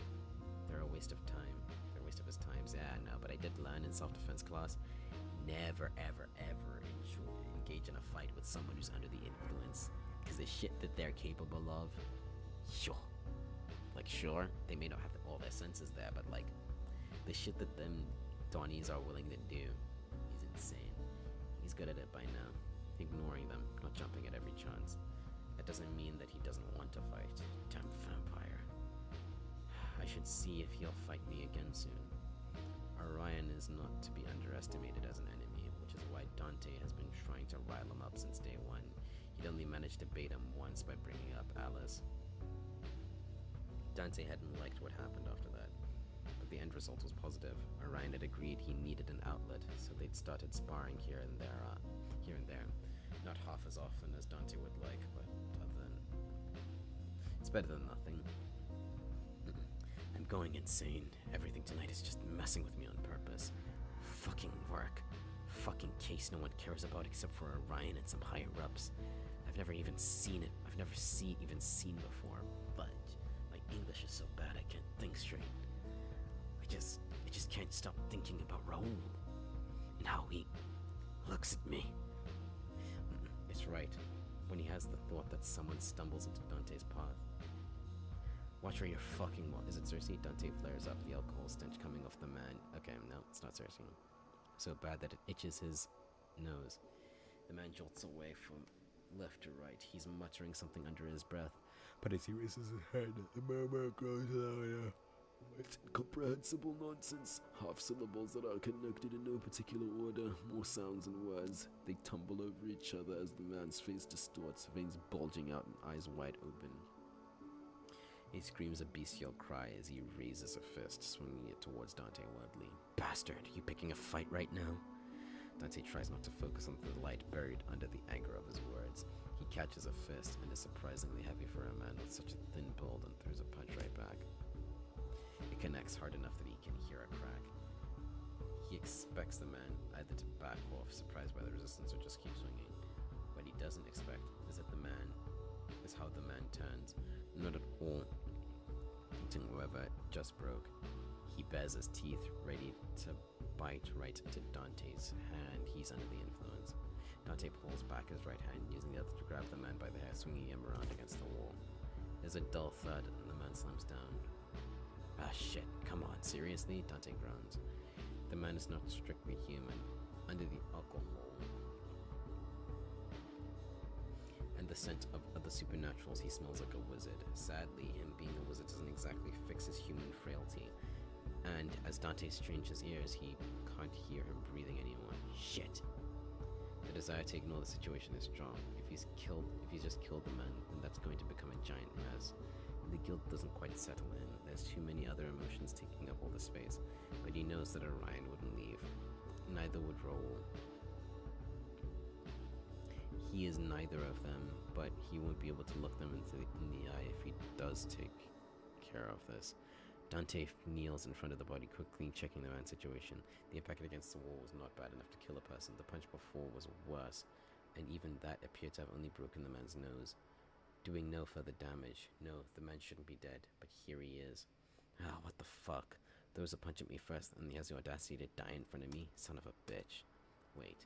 Dante squints at the corpse. Aggression followed by sudden death. No way, could it be? Dante reaches out to touch the man again when... Dante whips his head around, staring down the street. Seconds pass, but what he first thought was the sound of a single isolated step doesn't return. This night can't get any weirder. He sighs, returning to face the corpse. He doesn't get to focus on it. This time, it's not an unknown sound. It's a voice, almost right next to his ear. Wasting no time to think, Dante throws himself in the opposite direction, scrambling to his feet and distancing himself from whoever has managed to approach him without even audibly breathing. There was no smell to warn him of the stranger's presence. They smell like nothing.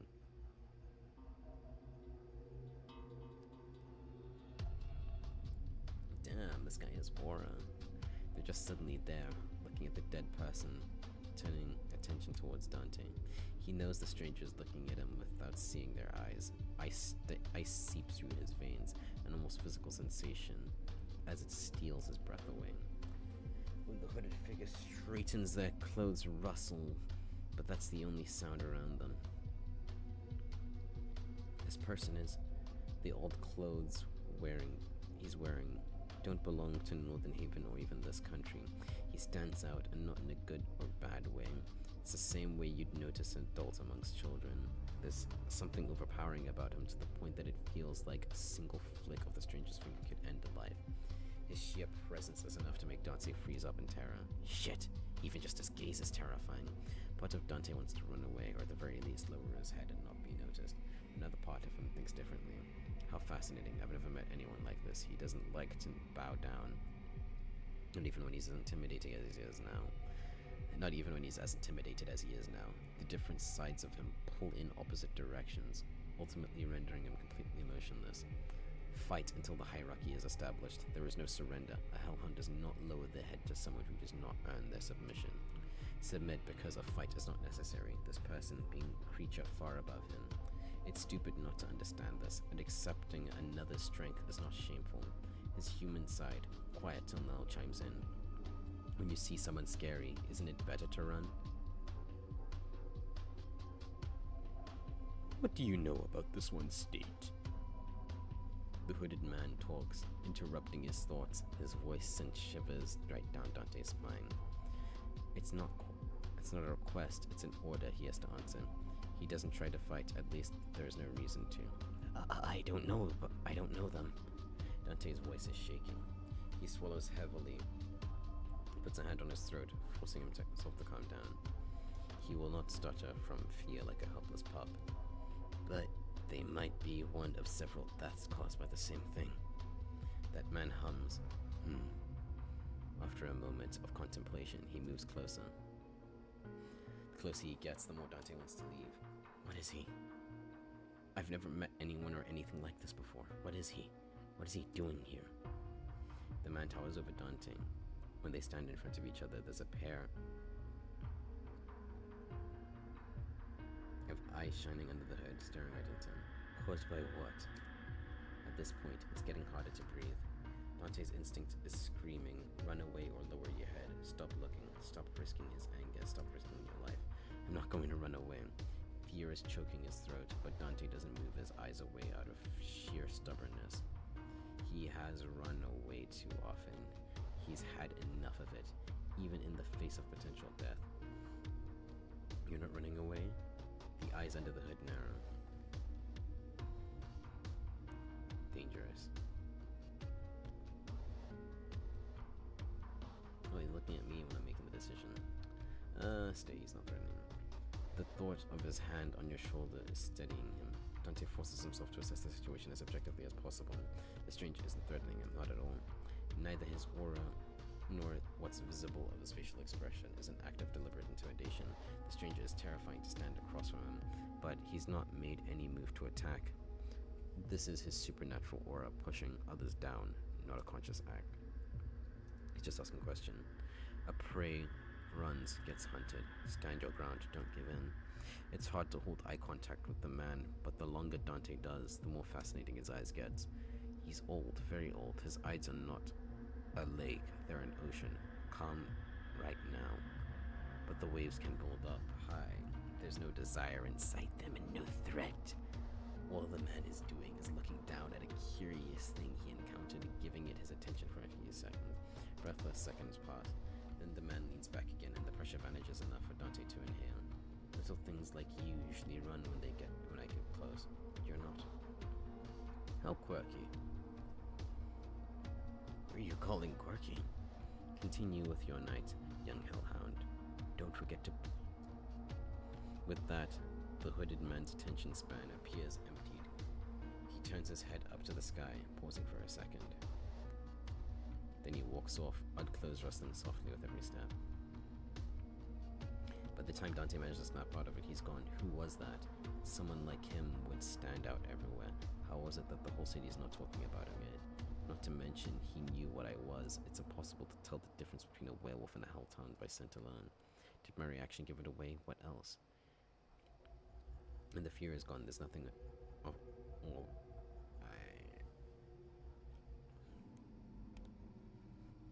And the fear is gone, there's nothing but awe left. Man is someone even the most powerful supernaturals in North Haven would bow to. That thought is almost pleasing. Power struggles are common within the supernatural communities. There's always someone planning to overthrow the current boss. If that man stepped in, Dante can't imagine much would stand in his way. But you want to try. He's thought about it, but Dante has been holding himself back from joining the fights. It's not an easy thing, but the desire is almost desperate, the feeling tearing his insides apart. But Orion has a hold over him. They have a deal. He's not going to mess that up. I'd love to fight that man, or see him fight. Even the chances are slim, even if I don't survive it.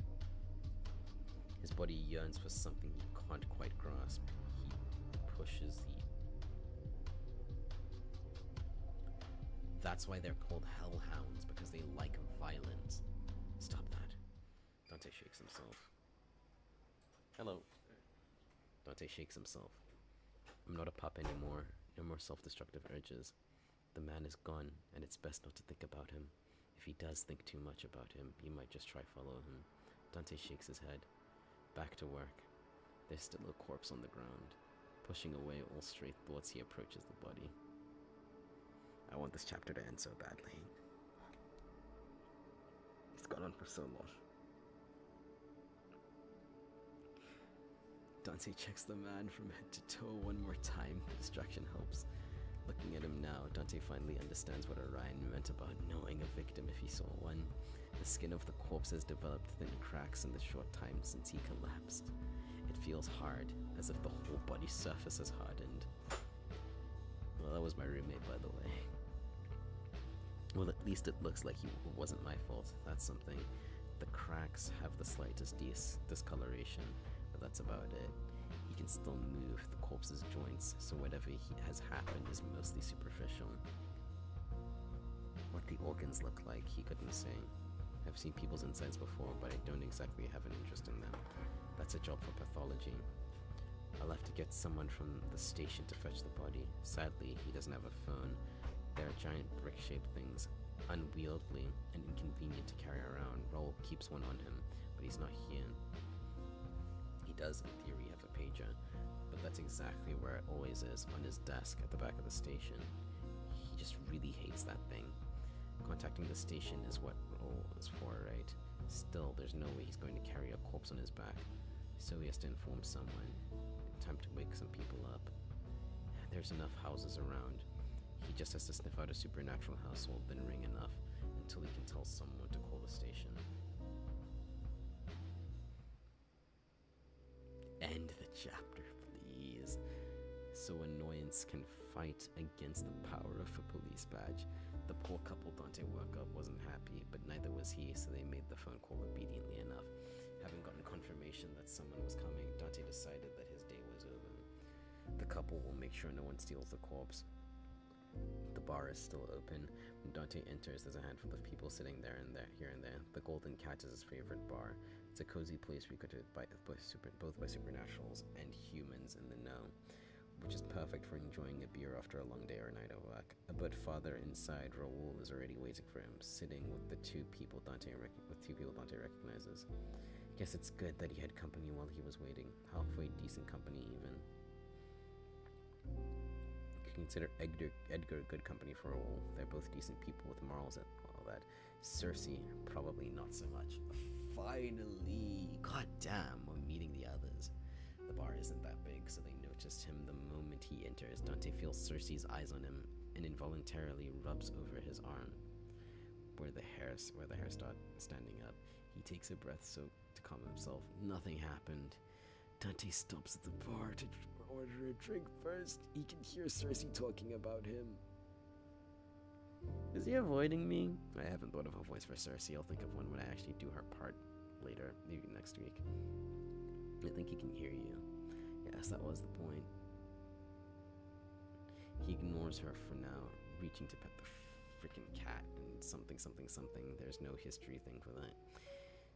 She's the namesake for the bar, and probably the only cat that doesn't care about getting petted, even when the one thing it is, when doing it is a supernatural.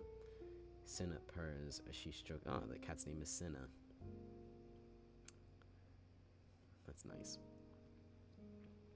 Leaning to the touch, she's warm, small, and weak. Complete opposite of the man just now. A rough, tough licks the tip of his finger. Cinna experimentally gives it a taste. It gives it a bite to see if it's not something edible, and turns away in distaste when it's not. Bold kitty. Not even worried I might hurt you, huh? Yeah. She scratches her ear, but in a classic cat-like manner, the animal suddenly decides she's had enough and jumps to the counter. So even though he is a dog or a werewolf or a hellhound or whatever, the cat doesn't fear him. So that means Dante is just putting up a tough bravado. I think I can see that symbolism there. Because a cat would fear the dog. She vanishes somewhere underneath the tables. The bartender returns. Here's your beer. And I'm saying that because, like, the cat is comfortable around him, because maybe it can, like, detect that he's a good person deep down, and he's fighting what he is because he cares about the people around him that he loves, and he doesn't. I guess he cares more about who he is rather than what he is. Thanks. Beer in hand, Dante finally joins the group waiting for him. He takes the seat next to Raoul, pretending he doesn't notice Cersei's unblinking stare. Cersei and Edgar are a vampire and a human who run a private investigation agency together. Dante would find their partnership weird if he didn't know Orion and his wife.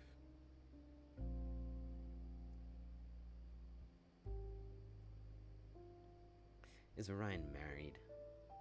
Oh wait, Orion is married. Sorry, I thought Orion was Raoul for a second. We still make two abnormal pairs, two weak humans working together with two dangerous supernaturals. I can tell exactly why Raoul and Edgar can connect with each other. Edgar and Raoul have a friendly enough relationship to chat whenever they run into each other at Golden Cat. As a result, Dante and Cersei also have started running into each other. Cersei's as nice as she always is, which means she's not. She jumps at the chance to tease him. Did you forget to brush your hair this morning, or did you run into trouble on your way here? If anyone's picking on you, you can always let me know. I don't like animal abuse. He'd comment on that, but he has an easier retort thanks to having heard about Abraxas being around. Just ran into Abraxas. Seen him recently? Cersei doesn't even try to hide her disdain. Not really. Gotcha. I heard he and his agents were snooping around at the museum that exploded, interviewing potential witnesses.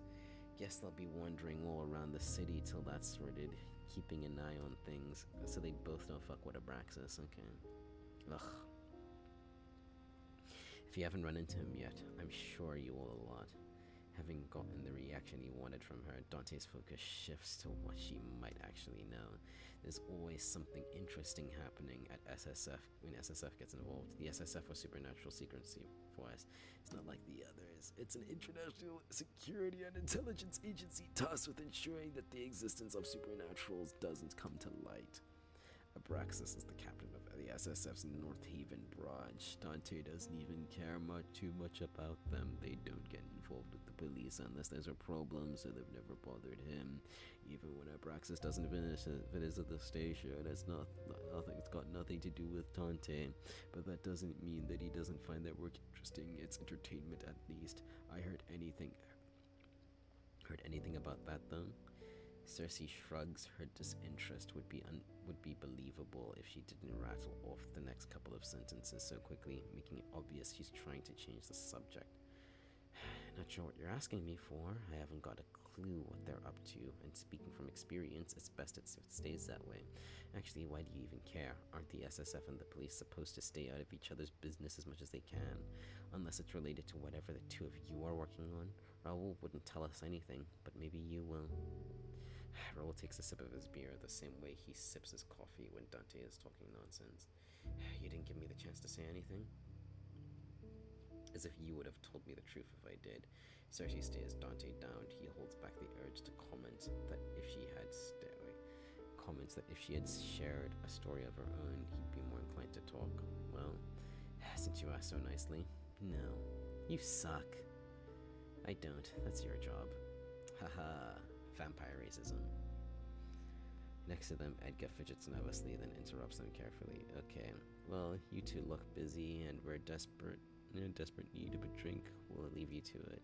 But, come on, Cersei, you've bothered them enough for the night. How dare you? I'm perfectly lovely and pleasant to be around. Raoul offers a wave, looking faintly relieved when Edgar gets up. Good to see you, Edgar. Yeah, cheers. Hey, don't be stealing up my man. Cersei allows herself to get dragged away to another corner of the bar. Both Dante and Raoul watch them for a moment until Raoul glances at him. Can she hear us from over there? Dante shrugs, making himself comfortable at his seat. This close, yes, but she's not that curious about it, especially not when she's already distracted talking to Edgar than the bartender. If you say so. Before we get into what happened, you ran into Abraxas? No, I just wanted to mess with her. But they did mention the SSF and Mirage, so it's better that she's not on this case. Now give me a summary of what happened. Found Zeno and says he doesn't remember anything useful. I also had run into a hooded man who may or may not be a ridiculously powerful supernatural involved in this. And I found a corpse, so I woke up some people to call the station. Raoul stares at Dante for a solid seconds. Dante stares back in silence. Hey, you know what? I take it back. Tell me every single thing you remember happening in order. You serious? I didn't think your summary would be that bad. Maybe your instructions suck. It wasn't a summary. You should be helpful for once. I'd like you to finish up for the night. So would I. I would like to finish up for the night. So would I. The long version, then.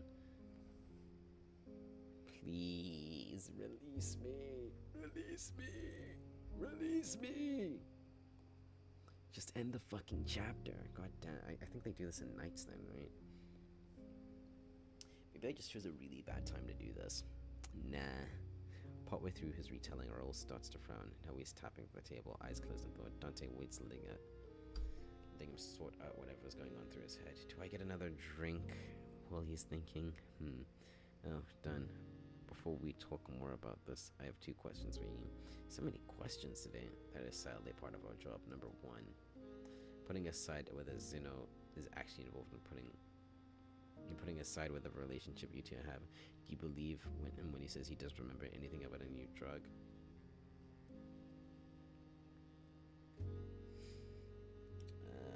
No, I don't, because he was being very secretive. He forgets stuff easily, but something with side effects this severe should be memorable. It's possible that someone else came into town and started selling their own creation, but it's more like Zeno. So assuming it is a drug and he made it, he remembers, but I didn't want to admit it for some reason. Normally he doesn't care about telling me whatever, but who knows what he's up to this time. Raoul nods. Second question, what accepting my words? And accepting my words without complaining? I just want to hear your opinion, nothing else. Doesn't mean I disagree or disagree. That mysterious stranger you ran into, would you say he's on our side or not? As in, does he want the unknown substance gone? Or did he take it for himself? Or is he just curious? For the record, I'm going to continue calling it a drug because it's easier than talking about an unknown cause. Does seem most likely for now, though. Too many addicts involved.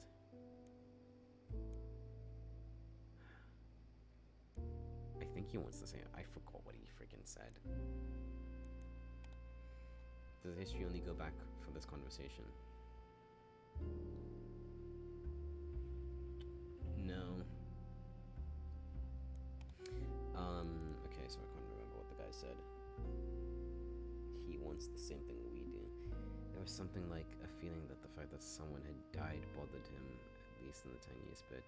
Not to mention that I don't think he needed for anything. Money, power. You can get money if you have power, and someone like him is strong enough to get whatever he wants. I didn't meet him, so I'll take your thoughts into account for now. What do you think? I think we should avoid a stranger who might be dangerous unless we have a decent reason to assume that he's part of the situation. I haven't ever seen you worry about another supernatural strength. This is the first time.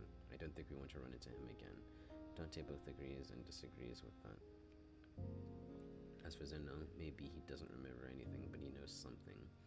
The chance that the substance in North Haven passes him by unseen is just too low.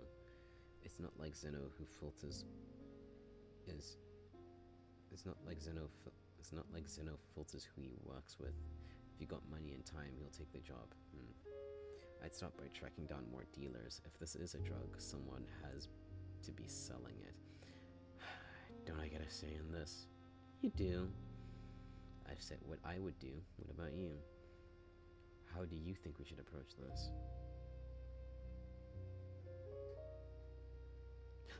Am I free?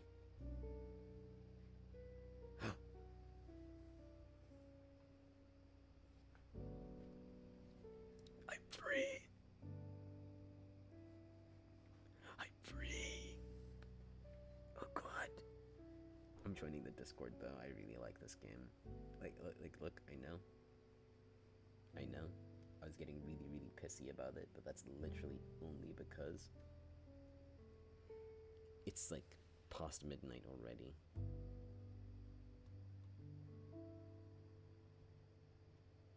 It's past midnight already, and I just want to go to sleep.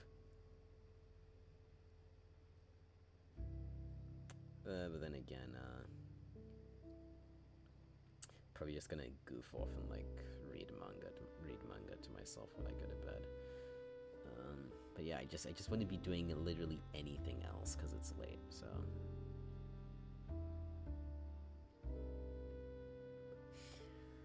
I guess tomorrow we could probably go through Cersei's route. Then again, have I ever finished a series to its completion? Nah.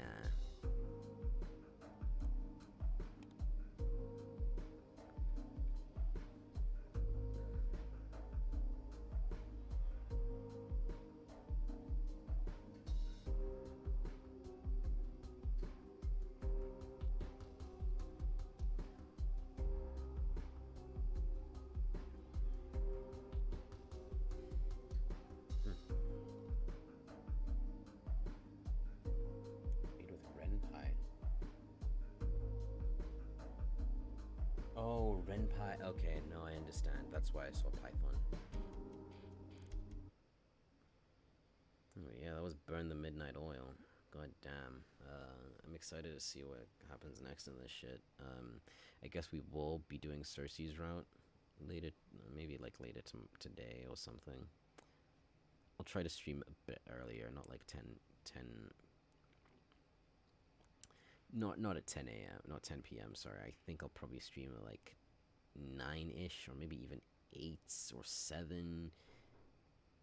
But yeah, I just don't want to freaking end myself by doing all that reading again. And my voice will be a bit more relaxed so I can actually voice the characters for a bit longer and actually commit to the bit. But yeah, that was Dante's route for Burn the Midnight Oil. I think we probably do have the option to start skipping dialogue as well. Yeah, but that's either this or that. But yeah, if you do watch the stream retroactively, please be sure to leave a like and follow. And yeah, it's been a long time since I've like made a video or like done a stream or that, and I'm not sorry for that. Been busy, have my own shit, you know. Okay, I guess I should be sorry. There are people that actually like my content, you know. And I'm sounding like I have better things to do. Like I really don't have better things to do. I really love doing this shit. So I want to be a multimedia artist and that. You know what I mean? You know what I mean? I'm just rambling now. Good night. Good night. Good night.